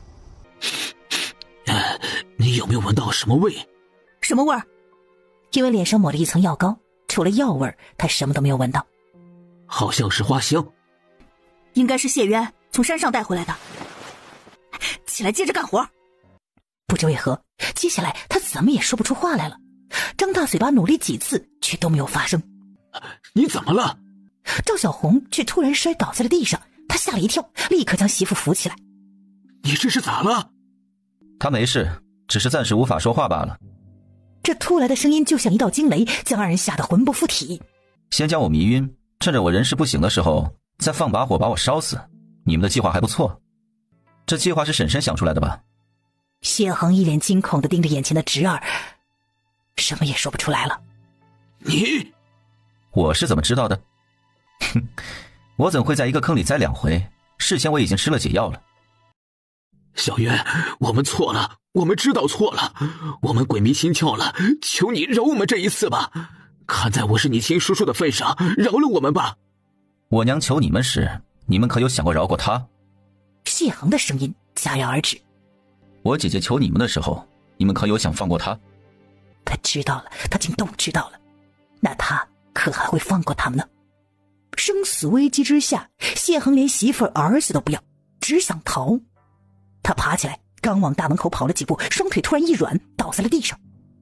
别挣扎了，你是走不出去的。谢恒身体微微一僵，张嘴想要呼救，可他努力了几次，却是一点声音都发不出来。下药了，谢渊给他们下药了。茂哥，我回来了。谢茂望着走过来的人，呜呜的剧烈挣扎起来。嘘，茂哥要乖，不然弟弟会不高兴的。谢茂立刻安静下来，就这样直直的盯着谢渊，眼神深处流露出了一抹惊恐。想起自己是谁了？谢茂身体一抖，看着谢渊从怀中掏出了一个药瓶，再次挣扎起来。别怕，吃了药就好了。地上的谢恒、赵小红望到这一幕，啊啊的叫了起来。他们拼命的想站起来，想要去阻止，可身体却使不出一丝力气，只能眼睁睁的看着谢渊将药丸塞进自己儿子的嘴里。这一刻的赵小红恨不得喝他的血，吃他的肉。果然是谢渊害了他们儿子，茂儿根本就不傻，一切都是谢渊的缘故，是他做的。该死，他们都该死！他们杀了我娘，抢了我的家产，卖了我姐姐！我要杀了他们，杀了他们！看着谢茂再次将自己带入成了他，谢渊露出了今晚第一个笑容。你说的不错，他们都该死，杀了他们就可以为母亲姐姐报仇了。杀！昨晚是怎么回事？昨日晚间我整治了几个菜，小叔兴致极好，闹着非要喝酒，我却说无果。陪他喝酒时，茂哥醒了，在屋里大喊大闹叫的。我本欲去照顾他，叔婶都不愿意，说有他们呢，让我回屋休息。我家里的事你们也都知，因姐姐失踪，因我考中功名，茂哥落榜，叔婶对我有了芥蒂，我不愿惹他们不高兴，就回了屋。因喝了酒的缘故，我睡得有些沉，迷迷糊糊的，只听西屋起了争执。一开始我并没有在意，毕竟这样的事以前天天发生的。就在我快要睡着时，一声惨叫声将我唤了起来。我冲到西屋，婶子已被茂哥砍倒在地，叔和茂哥正在争执。我上前帮忙，不慎被茂哥砍了一刀。叔看着我受了伤，就让我出去喊人帮忙。我跑到宝叔家中，唤醒宝叔、四爷爷，再回家，西屋已着了火。之后的事大家就都知道了。我和爹来到傻茂家里，先我们一步回到家的小渊冲进了火海中。他背着谢恒刚往外跑了几步，傻茂就追了上来，死死地抓住了谢恒，又将他给拽了回去。我和爹看火势越来越大，就先将小渊给救了出来。等我们再想进火海救人，也来不及了。几位族人知道事情的始末，纷纷安慰了谢渊一番之后，这才离开。三爷爷，我叔这里还请您帮我暂看一二，我得回县里一趟，安排好那边的事就会。好，你只管去，有我们呢。多谢三爷爷。你受伤了？一点小伤无碍。谢渊掏出了钥匙递给了江明红。未来几天我都不在家，你想看书的话就自个儿找，我未婚妻那里你帮我说一声。可是出了什么事？昨日李阿姐看你不在，也开始胡思乱想，所以你最好给我一个合理的说法，不然下午回去我没办法给姐姐交代。叔婶儿的事情，谢渊本不打算告诉江明红，可想到江明月，他又改变了主意。回村奔丧。你知我还有一叔叔婶婶，昨晚他们丧生在了大火中。您节哀。我走了。晌午谢先生来了私塾。江明月的双眼瞬间明亮几分，扭头看向弟弟。他是来请假的。江明红将事情给姐姐说了一番。好好的，怎么会发生这样的事儿呢？江明月的心里有些担忧起谢渊来。他亲人本就不多，现在又痛失叔婶和堂哥，现在的他想必很难过吧。明日里我想去看看谢大哥。江明红好像早就料到姐姐会这样说似的。魏相于夫子请了1天的假，明日里陪你一起。阿爹，你真好。第二天，姐弟二人用过早饭之后，江明月去锦绣坊请了假，江明红带着鱼根租了马车，买了纸钱等等。1刻钟之后，姐弟二人带着鱼根16出了城。谢家村的人很是和善，看他们是来奔丧的，直接将他们领到了设置灵堂的地方。江明月转身隔着人群，一眼就看到了跪在灵堂中的谢渊。或许是察觉到了他的注视，谢渊突然就转过了头来。二人隔着人群对视，谢渊先是愣了一下，紧接着就是惊，再然后那清冷的眉眼瞬间就温和了下来。谢大哥。对上女人写满了担忧的小脸儿，谢渊温声道：我没事。你们怎么来了？我觉得你应该想见我，就过来了。那你还真是我肚子里的蛔虫啊。谢渊说着主动握住了他的小手。江明月身体微微一僵，下意识地缩了一缩。别怕，也不用紧张。这样的场合，四周又都是他的族人，自己怎么可能不紧张呢？江明红看了一眼两个人紧握在一起的手，这一次他没有一丝的不悦。江明月在众人的注视下，由谢渊牵着进了灵堂。正欲叩拜，就听谢渊说：不用。他并不愿意让明月叩拜他们，他他们不配。江明月闻言有些惊讶的飞快与弟弟对视一眼。上炷香即可，他们虽是我的叔叔婶婶，但我们早已分家。话外的意思就是关系并不亲厚。江明月二人听话的上了香，就跟着男人进了西厢房。我听小兰说你受伤了，只是一点轻伤罢了，无碍，别担心。我想看看。真没事？如果真的没事，为何不愿意让我看看？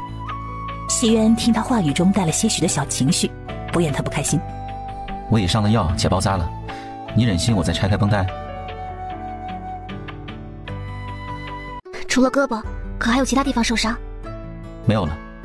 江明月知道即便有，男人恐怕也不会告诉他了。弟弟在这儿，自己又不好强行查看，只能作罢。谢大哥，你要照顾好自己，人死不能复生，你别难过。谢渊闻言轻笑了一声，面对着江明月，他一点都不想隐藏真实的自己。他不管别人如何，但江明月是会和他携手走一生的人，彼此应该坦诚相待。虽然极其的有可能会吓到他，但他还是说了出来。我不难过，反而还很开心。这些年从未像今日这般开心过。我现在这个样子都是做给外人看的罢了。正往桌子上摆饭的江明红扭头看向了谢渊。江明月看着面前的男人，有片刻的呆愣，是幻听了吗？谢渊好像知道他在想什么似的。你并没有出现幻听，我的确很高兴。人是我杀的，我又怎会难过呢？江明月的瞳孔猛地收缩，一脸震惊地看向了男人。谢渊的声音虽低，但在没有刻意隐瞒的前提下，江明红听得是一清二楚。他虽和姐姐一样的震惊，但第一反应则是快步走到窗边，看向了外面，确定无人，微微地松了口气。现在知道了吗？我并没有你想的那么好，甚至不算是个好人。为了达到自己的目的，我可以不择手段。谢渊眼神专注地看着面前的人，没错过他脸上任何一丝表情的变化。明明男人做的那般笔直，可江明月却感觉他的脊背好像弯下来似的，心疼压过震惊，正想开口。就算你觉得我可怕，今生也只能与我在一起。你知道了我最大的秘密，我是绝对不会允许你离开我的。江明红微微的挑眉，望向了姐姐。在姐姐眼中，谢渊是谦谦君子，是完美的。现在知道了他的另外一面，姐姐会如何选择呢？他不知道姐姐会怎么选，但他知道他的选择，那就是毫无保留的支持姐姐，哪怕是与谢渊为敌。江明月突然想到了谢渊之前说过的那句话：我喜欢你，比我以为的还要喜欢你。江明月觉得这会儿他必须要做点什么，所以他整个人起身，以不容拒绝的态度直接坐到了男人的身上，来了一个投怀送抱。谢渊身体僵硬了一下，他刚才已经想了很多种可能，唯独没有想到这一种。江明红看着相拥在一起的二人，并没有打扰他们，而是走到门口坐了下来，开始为二人把风。谢渊克制再克制，亲了一下怀中他的额头。不怕？不怕。为何？你是我熟悉的那个谢渊，是那个喜欢我的谢渊，我为何要怕？我只需要知道，无论你怎样都不会伤害我就够了，别的我不在乎。你不要再讲那些不好的词了，我听着难受。今生只要你不负我，我一定不会离开你。谢渊心中慢慢的起了阵阵涟漪，而这涟漪很快的就变成了滔天巨浪。江明月的这番话好像抚平了他心中所有的伤痕，这会儿他心里胀胀的，有欢喜也有雀跃，更是从未像现在这样满足过。今生只要你不负我，我一定不会离开你。不会，此生我绝不负你。我信你。她漂亮的小脸蛋儿近在咫尺，小巧挺翘的鼻子，淡粉的唇，淡淡的清香。此时此刻对于谢渊来说，这是一种无法抗拒的诱惑，虽知不合时宜，但他还是控制不住的缓缓地低下了头。江明红太无语了，真当他是个死人吗？就在江明月羞涩地闭上眼睛，就在男人的气息距离他越来越近，一声咳嗽打断了二人。江明月的脸瞬间像是熟透的苹果，重新埋在了男人的怀中，他就忘了弟弟还在。突然被打扰，谢渊多少有些不悦，他淡淡抬头瞥了一眼江明红，低头把碗落在了少女的乌发上，安抚地拍了拍怀中江明月的后背心。先生，为何？江明红看到气氛刚刚好，把握住机会，这是一次探知谢渊过往的绝好机会。如果再错过这一次，他觉得往后恐怕再也不会有这样的机会了。我阿爹是村里第一个读书人，可惜他生来体弱，考中秀才熬去了他半数的精神气。为了我们这个小家，为了我和我姐，他放弃了继续参加科举，而是将他的梦想寄托到了我的身上。读书是个很费钱的事，为了供我读书，为了给姐姐攒一份体面的嫁妆，他做起了生意。我阿爹很聪明，再加上气运好，短短3年的时间就积累了一份不丰的家业。可惜好景不长，因劳心劳力，我8岁那年的冬日，我爹病倒了。虽然我们第一时间就请了大夫，可最终还是没有留住他。男人声音虽然很平缓，但江明月却从他的语气中听出了他些许的悲伤。他安抚地与他怀中蹭了一蹭。我阿爹去世没多久，叔叔婶婶就起了霸占我家家业的心思。他们以我年纪还小为由，说要帮我们暂管家业，我娘不愿，强势拒绝了。之后他们又以各种手段明里暗里地逼迫过我娘好几次。我记得闹得最凶的一次，我娘请来了族老，这才保住家业。而我娘的这些行为彻底激怒了2人，让他们起了杀心。江明月闻言心头微微一凛，难道他娘是被他叔叔婶婶杀死的？为了取信我娘，2人很是下了一番功夫。他们先是各种认错赔礼，然后又制造机会帮着我娘解决了好几桩麻烦。如此这般过了大半年后，我娘对他们慢慢放松了警惕。12年前的10月初6，他们支开了我和我姐，以为我娘庆生为由将她请了过去。席间，我娘在他们一再力劝下饮了2杯酒。她怎么也没想到2人竟会在酒水里下毒，更没想到他们竟丧心病狂地将她和1、2流子关在了一起。谢渊深邃的眸中渗着丝丝杀意，哪怕已经是12年之前的事，他依旧是杀意凛然。江明月闻言，心中的火噌的一下升了起来。他们怎么可以这样坏？太可恨了！看着情绪激动的少女，谢渊反而平静了下来。事后，阿娘自认对不起我爹，本想一死了之，2人却进了门，拿出早就写好的家业转让书，让我娘签字。我娘不签，他们就威胁我娘，说是要将昨晚之事宣扬出去，说我和姐姐有一个不守妇道的母亲，我姐以后也别想嫁到好人家去。我将来如果入世，这将会是我一生的污点，连着我爹的名声也会受损。我娘为了我们屈服了。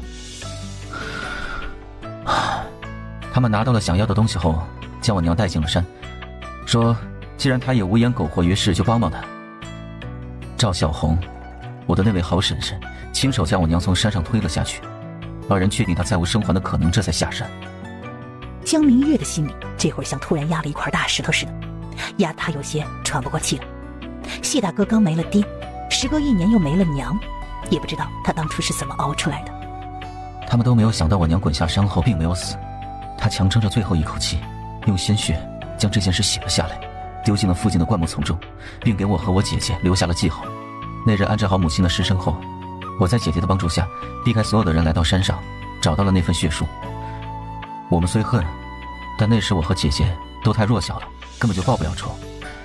再加上叔叔婶婶平日里面子功夫做得极好，在村里的威望很高，我们谁都不敢告诉，只能和他们虚与委蛇。明明杀母仇人就在眼前，他却什么也做不了。谢渊永远忘不了那时的无力和无助。后来他考取了功名，虽然强大到可以独当一面，可母亲却再也回不来了。这些年他一直都没有杀他们，不是他仁慈，是因为他要他们生不如死。听着男人略微沙哑的声音，江明月的眼泪唰的一下就流了下来。那时的他才9岁，明明知道自己的母亲是被害死的，却不能为母亲报仇，那种恨和无助没人能够感同身受。谢渊很快察觉到江明月满脸的泪水，顿时都慌了。怎么了？我好难过，替谢大哥难过。谢渊怔了一怔，抬手仔细又温柔地替他擦去眼泪。我都没哭，你也别哭了。哭得让他心疼呢。我替你哭一哭，替你难过，你就不要难过了。谢渊沉默半晌之后，轻轻一笑，重新地将江明月拥入怀中。我不难过了。一会儿过后，弟弟江明红见2人情绪已经稳定下来，他问道：然后呢？江明月抬起头看向弟弟，他撅着嘴巴，一脸不满。他不想谢大哥再提起那些伤心的往事。弟弟江明红也知道，一再让谢渊自揭伤疤，显得自己有些铁石心肠。但他很清楚的知道，如果今日不问，往后恐怕都没有机会了。然后他们许是做了亏心事，心中不安，怕我和姐姐成长起来会成为他们的大患，几次三分想除掉我们。如果不是我和姐姐机灵，对他们始终保持着警惕之心，恐活不到现在。如此1年后，他们看非但没能杀死我们，一系列的行为还引起了族人的怀疑，再加上那二流子以我娘的事要挟他们，时不时就会来向他们索要一笔钱。二人暂且罢手，一门心思对付那位二流子，我和姐姐这才得以喘息。他们和那二流子斗了2年，这期间谢恒跟着那二流子学会了赌，学会了逛青楼。最后他们虽弄死了二流子，但偌大的家业也已被谢恒败得一干二净。江明红的眸光闪了一闪，一个二流子吧，他的叔叔婶婶竟和他斗了2年，这其中恐怕还有谢渊姐弟的手笔。由俭入奢易，由奢入俭难。他们过惯了富裕生活，再让他们过穷日子，二人自然不愿意，所以他们又将主意打到了我姐姐的身上。他们又将姐姐卖了？他们对外说带我们姐弟去京都逛一逛，实则是想以高价将我姐姐卖到京都最大的百花楼。幸好我们及时察觉到了他们的意图，那时正值宫内招收宫女，姐姐为了摆脱二人的控制，为了能供我继续读书，背着他们在我的掩护下偷偷报名进了宫。我利用姐姐消失这件事暂且拿捏住了二人。之后的3年里，他们虽一再阻止我读书，却并未再敢对我下手。直到他们得知我准备参加童子试，他们慌了，先是在我的吃食里下药，紧接着又安排人路上袭击我。如不是我事先有准备，又和几个人结伴同行，我恐进不了考场。江明月知道了谢渊的过往，又想哭了。谢大哥，真不知道他的谢大哥那些年是如何熬过来的。他可怜的谢大哥呀！谢渊看着怀中的人儿，眼中再次蓄满了泪水，安抚地拍了拍他背心。都过去了，一切都过去了。明明需要安慰的人是他，现在却变成了自己。以后我们只生1个孩子。不，咱们只生1个儿子，可以多生几个闺女。江明红和谢渊突然无语了。江明月看着男人面无表情。你1个孩子也不想要？这话题转得有点快呀，怎么突然变成他不想要孩子了？阿姐，姑娘家的矜持一点，你羞不羞啊？我和谢大哥已经定亲了，那距离成亲孩子还远吗？你知道姐姐这人没什么本事，你的那些私房钱就别花了，给你未来的外甥女攒着。阿姐，我是你亲弟弟，你们这还没成亲呢。外甥女什么的还没有影呢，现在就惦记她私房钱，这合适吗？很快了。说的爹娘好像一定会答应似的。看着江明月求助地看向自己，谢渊勾唇，颇为自信。我一定会让岳父岳母同意的。听到没有？那要还是不答应呢？那就私奔。江明月，你最近话本子看多了是不是？听听，这是一个姑娘家该说的吗？叫姐，没大没小的。谢渊看着斗嘴的姐弟二人，脸上露出了一个很清楚的笑容。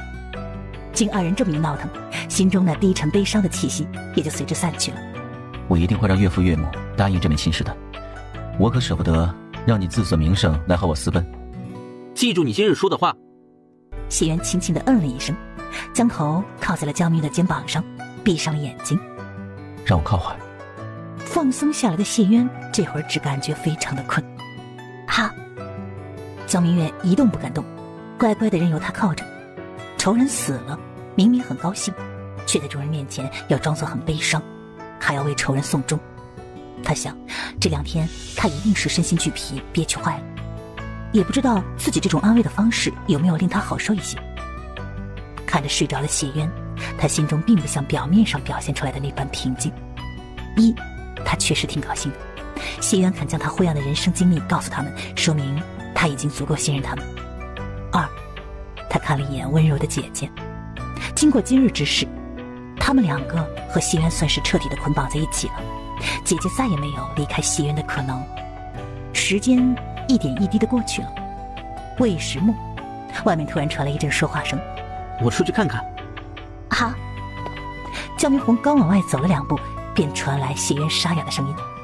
什么时辰了？末时末了，要不要再睡一会儿？不睡了。哪怕只是相拥了片刻，谢渊已经开始有些贪恋这种滋味了。不过他的理智告诉他，他必须要出去了。江明月闻言急忙从他身上下来，理了理衣裳，双腿有些发麻。谢渊缓了一缓，这才起身，往外走了几步，突然想起了一件很重要的事，扭过头来看着江明月说：“别忘吃饭。”江明月乖乖地嗯了一声。姐弟二人吃了饭，又待了一会儿，已经是申时。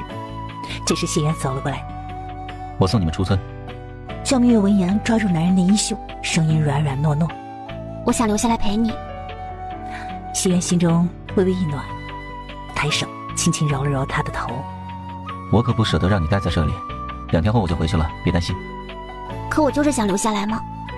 江明月踮起脚尖，在男人耳边低语了一句。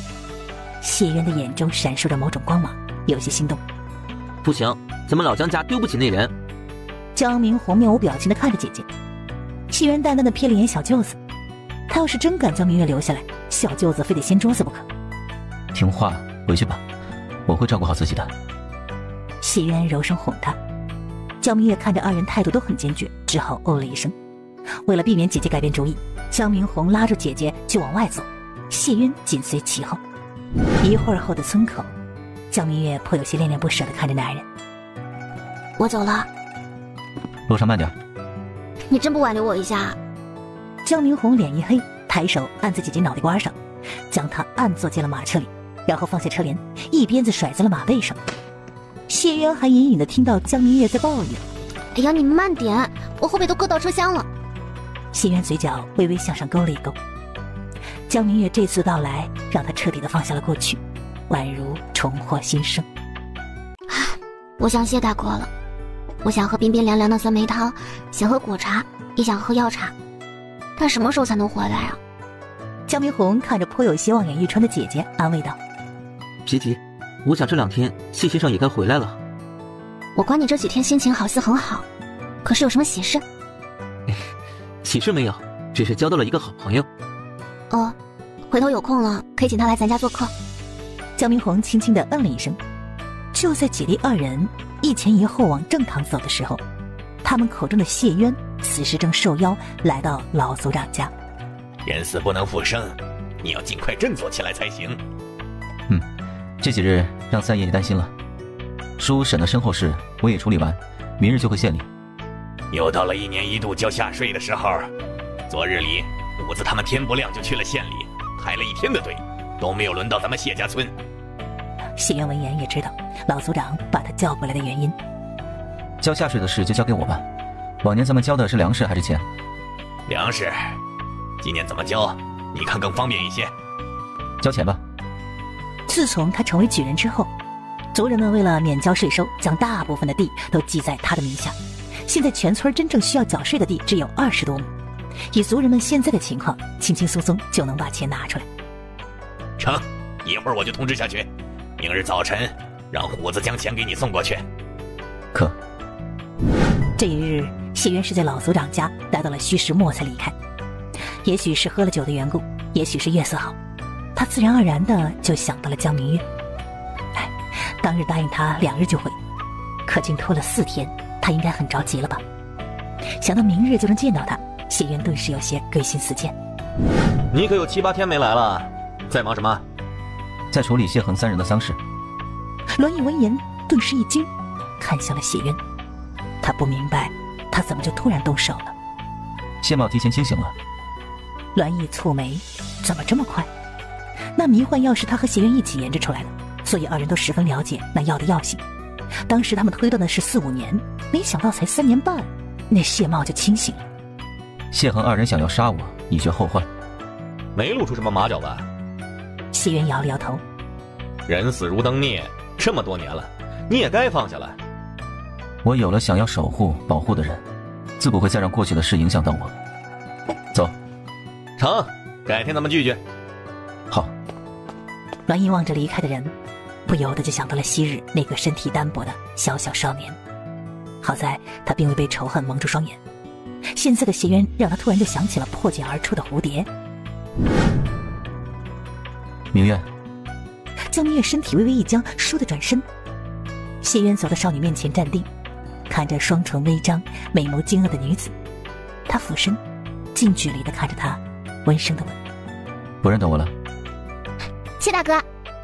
欢快的声音响起的那一刻，江明月热情地给他一个大大的拥抱，怀里突然撞进了一副温柔。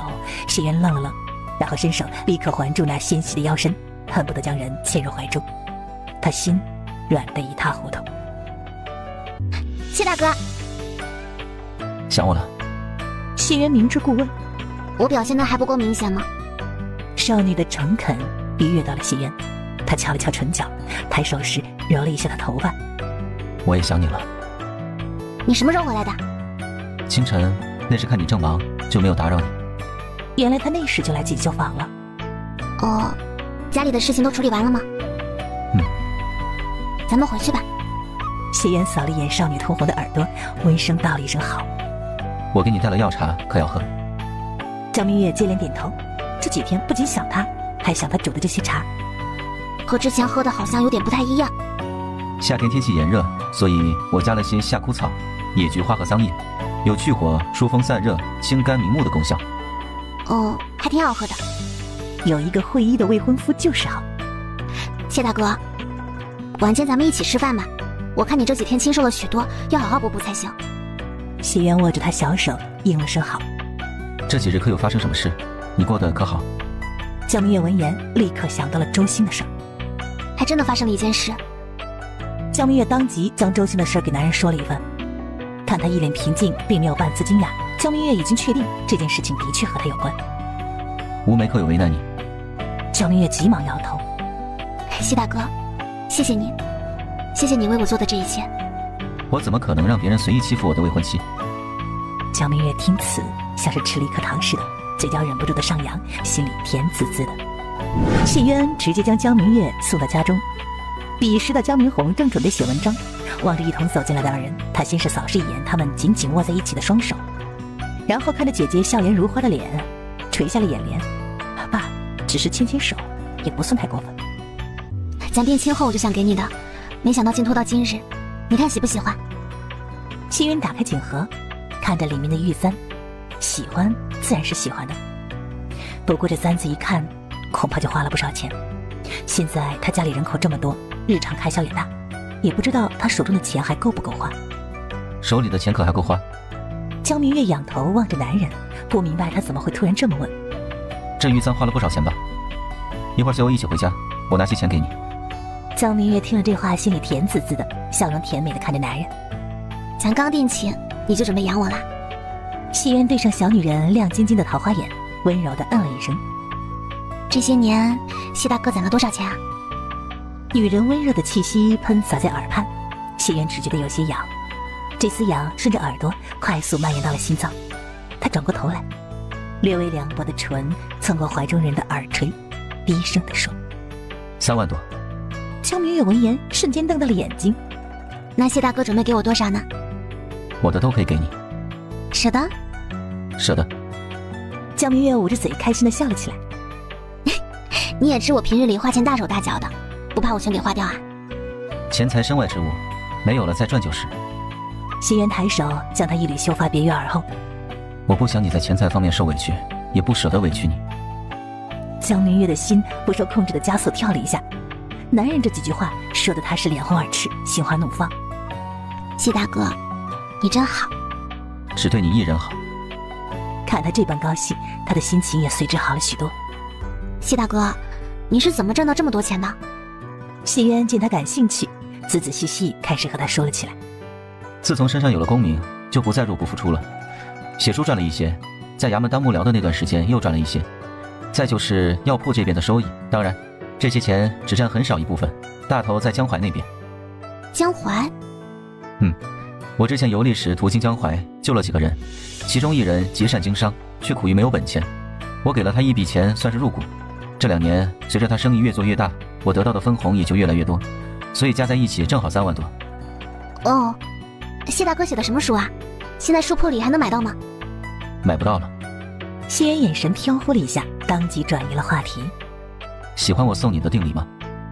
喜欢，手链我已经戴在手腕上了。好看吗？好看，和你很配。谢渊还记得，这手链是如嫔娘娘赏给姐姐的。那时候的她还是一个白丁，姐姐为了供她读书，但凡手中有点什么好东西，都会第一时间送出宫，让她变卖，以供他日常所需。这手链是他留下来的为数不多的东西之一，当时想的是日后姐姐出宫了再还给姐姐，没想到那金簪也好看，但我不敢戴，怕弄丢或者弄坏了。金簪和那匹布是不是都是姐姐给的？你看出来了？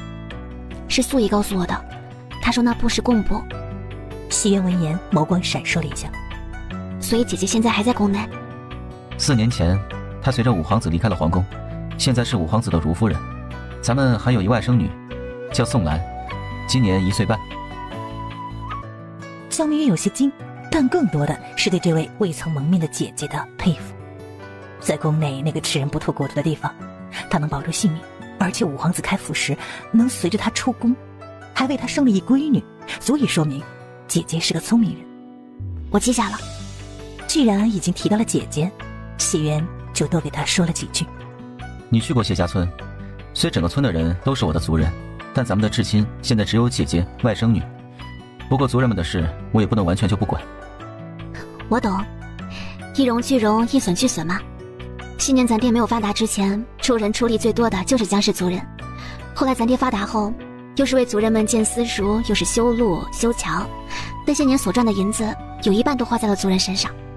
那时好多人都说咱爹是个傻子，和同族的人已经出了5福了，还这么劳心劳力的帮助族人，属于有钱人没处花的呢。反正说的可难听了。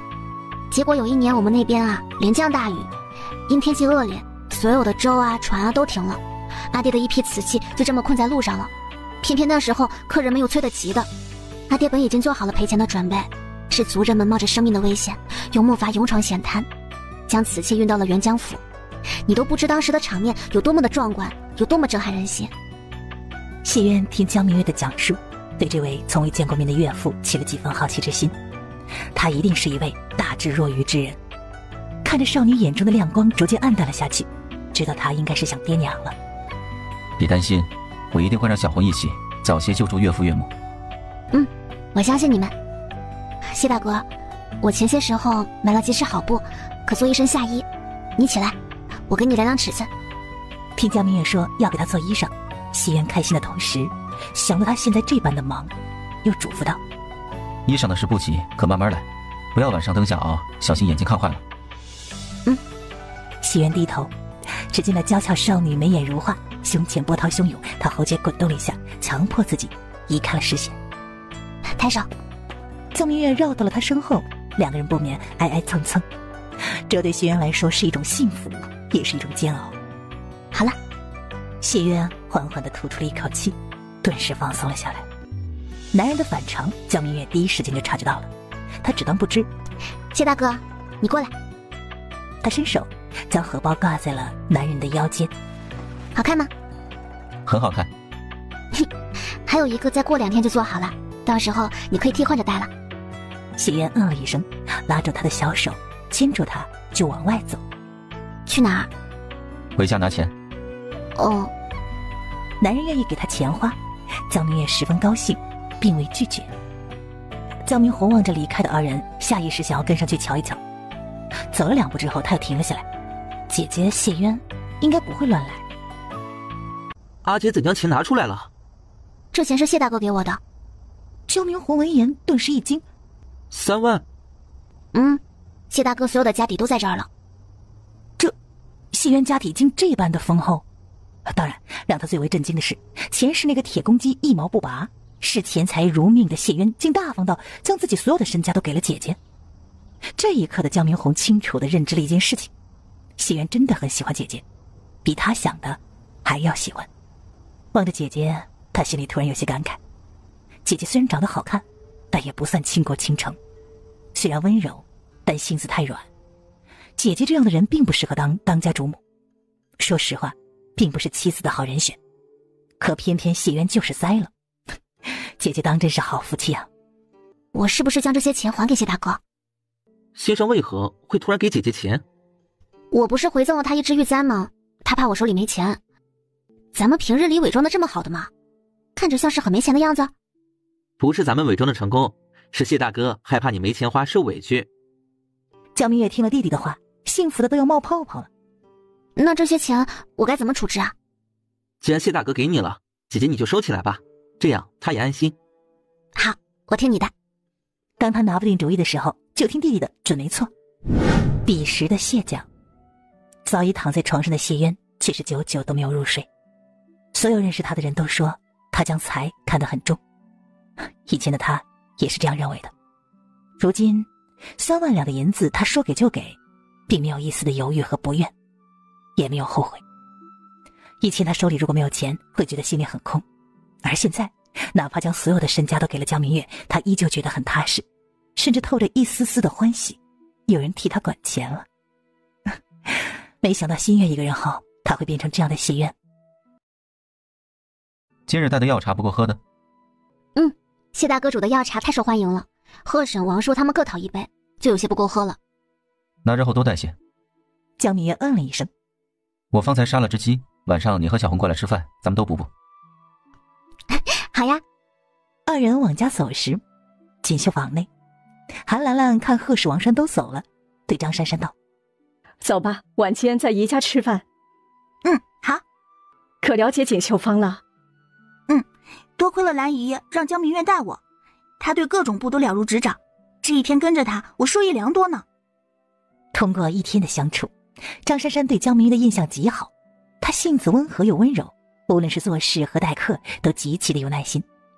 江明月是店内最出色的伙计，他对各种布料都很有研究，且为人处事有自己一套原则，往后跟着他好好学。你心不静，可是有什么心事？明日我想请1000假。请假的原因，这事可告诉你姐姐了？没有，我并不打算告诉姐姐。江明红顿了顿，诚实以告：我要去救一个人。什么人？江湖人，一位武功极高的江湖人，只有救下他，我才能和爹娘取得联系。他可以避开监视岳父岳母的耳目？江明红点点头。谢渊沉思片刻之后，看向江明红：这位江湖人武功这般高，却需要你这位手无缚鸡之力的书生去救，说明他的敌人很强，身上的麻烦很大。你确定不会因为救他将自己搭进去，将明月卷进去？小舅子在做一件极其危险的事情，一个不慎就有可能将他们全都卷进去。谢渊觉得自己很有必要问清楚。他这句话也深深地刺疼了江明红。江明红的胸口剧烈起伏一下，压下心中所有的情绪，用最为平缓的声音说：今生我绝不会给别人伤害姐姐的机会，哪怕这个人是我。江明红的声音虽然没有多大的起伏，但谢渊看得出来，这一刻他身上的戾气很重，这让他不由自主地想到了昔日的自己。你打算如何救他？救下他很容易，根据最新得到的消息，他摆脱了追杀他的人，藏在了一枯井中，我只需将他从枯井中救出来即可。难就难在安置上，他一路逃亡，受了很重的伤，需要人救治。敌人如果寻不到他，势必会监视各个药铺，所以我需要你的帮助。将你的详细计划跟我说一说。江明红闻言说了起来，没有一丝保留。当然他主要也是怕自己考虑的不够周全，会有遗漏的地方。告诉谢渊，谢渊也能帮他参谋一二。计划可行，那您能否帮帮我？我需考虑考虑。江明红闻言顿时有些急，但是面上却一点都没有表现出来。我之所以这般迫不及待的想要和爹娘取得联系，是为了将你和姐姐的事告诉二老，征得二人的同意后，你们今年就可成亲，否则……谢渊放下了茶杯，瞬间重视起来。毕竟事关自己的终身，不得不说这位小舅子还真是会拿捏他。江明红看着认真思索的谢渊，乘胜追击：姐夫，请你帮帮我。谢渊深邃的双眸瞬间亮了一下，这还是江明红第一次叫他姐夫。你刚才喊我什么？没听清。看着这个得意又高兴的人，这次江明红心甘情愿了。姐夫，请你帮帮我。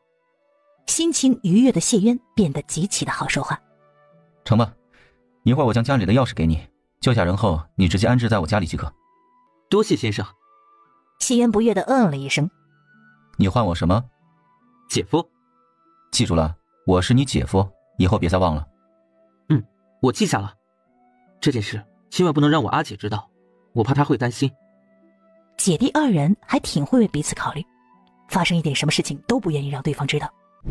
你可是要买布？我们不买布，你们这卖的可有嫁衣？有的，二位请随我来，选中了可以试穿。左边这身嫁衣多钱1两又230文。右边呢？3两。这么贵？江明月终于开口，觉得丢了面子的林秀秀不高兴了。阿娘，哪里贵了？咱家又不是买不起，我就要这件。林前是看闺女已打定了主意，嘴唇微颤，到底还是妥协了。成吧。去哪里试穿啊？你随我来。江明月将她领到了隔壁厢房。你过来，服侍我换衣。你们这种人啊，就是会服侍人，不当丫鬟真是太可惜了。江明月闻言，抬头看向了林秀秀。看什么看啊？难道我说错了吗？虽是盛气凌人，底气明显不足。江明月平静地低头，继续为她穿嫁衣。你爹娘应该很疼爱你吧？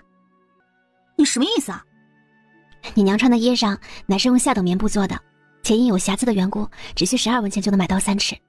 她那身衣裳做出来不超过25文钱，而你身上穿的衣裳乃是用中等布料做的，9文钱1尺，一身最少也要60文呢。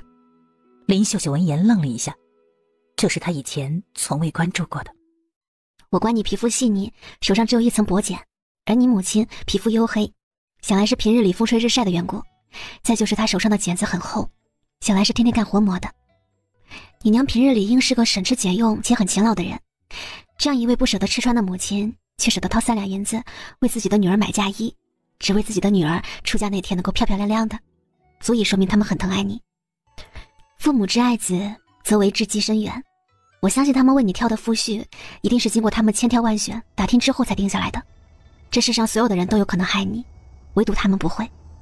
我知你喜欢谢大哥，假如我同意他纳你为妾，你可有想过日后的生活？林秀秀怔怔地扭头看向了江明月。身为妾要服侍主母，和丫鬟没多大区别，生下来的孩子只能换你姨娘，这一生都无法堂堂正正换你一声娘的。妾所生的孩子称为庶子庶女，永远都低嫡子一头，无论是分家业还是将来成亲出嫁，都得受主母的摆布。当家主母要是仁慈还好，如果是个面甜心苦的，庶女就只会是联姻的工具，庶子就更不可能存活下来。对上江明月杀业凛然的眼神，天气明明很热，可林秀秀却打了个冷战。她这番话宛如一盆冷水，瞬间将林秀秀泼醒了。你穿上这身嫁衣很漂亮，我就将婶子换进来，她看你这般美，一定很高兴的。林秀秀望了一眼离开的人，摆正脑袋，看着镜中的自己，脑海之中想的却是江明月刚才所说的那番话。我家秀秀今日可真漂亮。林秀秀转过身，望着头发斑白、皮肤黝黑、衣裳洗得发白的母亲，她瞬间红了眼眶。阿娘，对不起啊。站在门外的江明月听到二人的对话，悄悄走到了一处阴凉处坐下，并没有进去。一炷香过后，母女二人拿着嫁衣走了出来。确定要这件吗？要。不要，我们买那件1两多的。秀秀，阿娘，你就听我的吧，嫁衣只穿1天，成亲那日人多眼杂的，如果买这身，万一到时候有人跟我摸毛了，我还不得心疼死啊。成，听你的。她颇有些不好意思地看着江明月。姑娘，麻烦你了，我们要刚才那件。没关系，还是穿吗？林秀秀摇了摇头。随我来。柜台前面，江明月等着林前世付了钱，取出了一朵红色绢花，递给了林秀秀。恭喜您。林秀秀收下绢花，薄唇微颤，她声音低到低不可闻。谢谢。望着离开的二人，江明月心情不错地笑了，不是因为解决了个情敌，而是因为林秀秀的态度。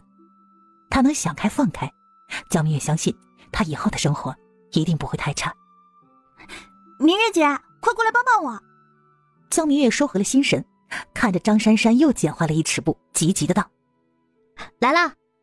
张珊珊学东西很快，也很聪明，早在3天前就可以已经开始接待客人，唯独一点，她总是裁剪不好布，每一次都会剪坏或者是剪斜。江明月几人即便轮流的教她，也是如此。姐夫，他伤很重，劳你先给他看看。跟我来。江明红等着谢渊为茂子俊把完脉后，他说：他身上不仅有4处致命伤，还中了毒。他身上的毒我解不了，需要请栾伯父来一趟。我去请。那些人暂时应该不会追踪到咱们这边来。你顺道再抓一些药回来。1刻钟之后，谢渊端着煮好的药来到了东屋门前，推门看到床上无人，他的双眼微微的眯了眯，虽知这会儿进去会有危险，但他还是抬脚就走了进去。别动！谢渊端着药极其配合，并没有乱动。这是哪儿？我怎么会在这里？我对你没有恶意，如果想杀你的话，你昏迷不醒时就动手了。坐下，咱们可慢慢聊。貌子俊觉得他说的挺有道理，再就是他并未从谢渊身上感觉到杀意。小心点，不要扯到伤口。处理你身上这些伤，我家小孩用了不少好药，浪费了挺可惜的。小孩？是我家小孩将你救回来的，你除了外伤还中了毒，这毒我解不了。他出门去请我伯父了，有什么话一会儿你可当面问他。我之前还担心你伤得这么重会撑不过去，现在看你活蹦乱跳的，我也就放心了。谢渊看着本已是强弩之末却还在强的人，把药喝了，退烧的。这里是宛平，你暂时应是安全的。你弄脏了我的被子，再加上药钱和住宿费，一共50两，伤好后别忘付。50两？你要是觉得少，那就100两。你怎么不去抢啊？难道你觉得你的命不值100两？你的敌人应该很强吧？收留你，我冒了生命危险。不值，我的命一文不值。谢渊看着这个随时都有可能倒下去的人，这事儿我们以后再议。毛子俊看人离开了，缓缓地坐了下来。50两？疯了吧？他看起来像是能拿出50两的人吗？他强撑着喝了药，栽倒在床上，再次昏迷了过去。那人刚才清醒了一会儿，生命力挺顽强的，应死不了。江明红闻言顿时松了口气。毛子俊伤得太重，他之前还真担心会救不活他。病人中的什么毒啊？一种混合毒，我第一次见。阮大夫，这毒你可解？就是有些麻烦。解毒的药草可不便宜啊。阮大夫只管解，红受得住。你准备去哪儿啊？去接我未婚妻。先别去了，我需要一人打下手。谢渊闻言挑眉，正欲开口，就听江明红道：姐夫留在这里打下手，我去接姐姐。这是谁去接的问题吗？他主要想和江明月多单独待一会儿。成吧。他最终还是妥协了。你怎么来了？今日怎下学这么早啊？周夫子家里有事，就让我们提前下学了。哦，你受伤了吗？没有啊，怎么了？江明红不动声色。江明月上下扫视眼弟弟，看他不像受伤的样子，这才说：我闻到了一股淡淡的血腥味。江明红微微一惊：没有啊，姐姐闻错了吧？也许吧。这会儿的确闻不到了。姐弟二人边走边聊，走进了胡同，一眼就看到了站在家门口的谢渊。江明红先起的一步走到谢渊面前，低声问：如何了？毒一解。江明红闻言彻底放心。你们在说什么？栾伯父来了，一会儿你们都过来，咱们一起吃晚饭。好。1刻钟之后，姐弟二人提着4道菜来到了谢家。江明月看到了栾大夫，弯腰向他行了个晚辈礼。栾毅笑呵呵地看着这个温婉的柔柔弱弱的小姑娘，正欲开口：一家人不用讲究这些虚礼，快起来吧。说着就将江明月扶了起来。栾毅有些意外地挑眉，护得还挺紧呢。小谢说的不错，一家人没那么多讲究，快进屋吧。好。暗中打量江明月几眼之后，栾毅温声道：以后谢渊要是欺负了你啊，你就来找我，我给你撑腰。主要是这小姑娘看起来太过单纯又柔柔弱弱，这会儿哪是老狐狸谢渊的对手嘛。好，我醒得了。他顿了顿，扭头看着身旁的男人打趣道：我也是有人撑腰的人啦。我好怕呀。谢渊一边配合，一边将包好的虾放进了江明月的碗中。江明月咯咯笑了2声，将虾吃了，然后软软糯糯地说：谢大哥尝尝这宫爆鸡丁，可好吃了。栾毅看着恩恩爱爱的二人，突然觉得自己好像有点多余，看了一眼飞快吃饭的江明红，他突然有点同情起他来。一顿饭下来，栾毅第一次知道谢渊原来这般体贴，这般会照顾人。之前他还担心小姑娘会完全被他拿捏住，现在他突然觉得谁拿捏谁还真说不准呢。送走了栾毅，江明红看在谢渊今日帮了他大忙的份上，转身进了书房，并没有再打扰二人。我刚才听阿弟唤你姐夫。谢渊轻轻点头。你们之间是不是发生什么事了？谢渊顺势握住他的手。没有，他只是认可了我。哦，啊，今日那位林秀秀姑娘随着她的母亲一起来了锦绣坊。她可有欺负你？我又不是面团，谁想捏就捏一下的。他刚说完，男人突然轻轻地捏了一下他的脸。不是吗？自然不是，他是随着他母亲一起来买嫁衣的。没有欺负他就好，对于其他的他并不感兴趣。不过江明月只要说，他就会认真的去聆听。在我的规劝下，他已经彻底放下。我相信他以后的日子肯定不会差的。你做得很好。我也觉得我做得很好呢。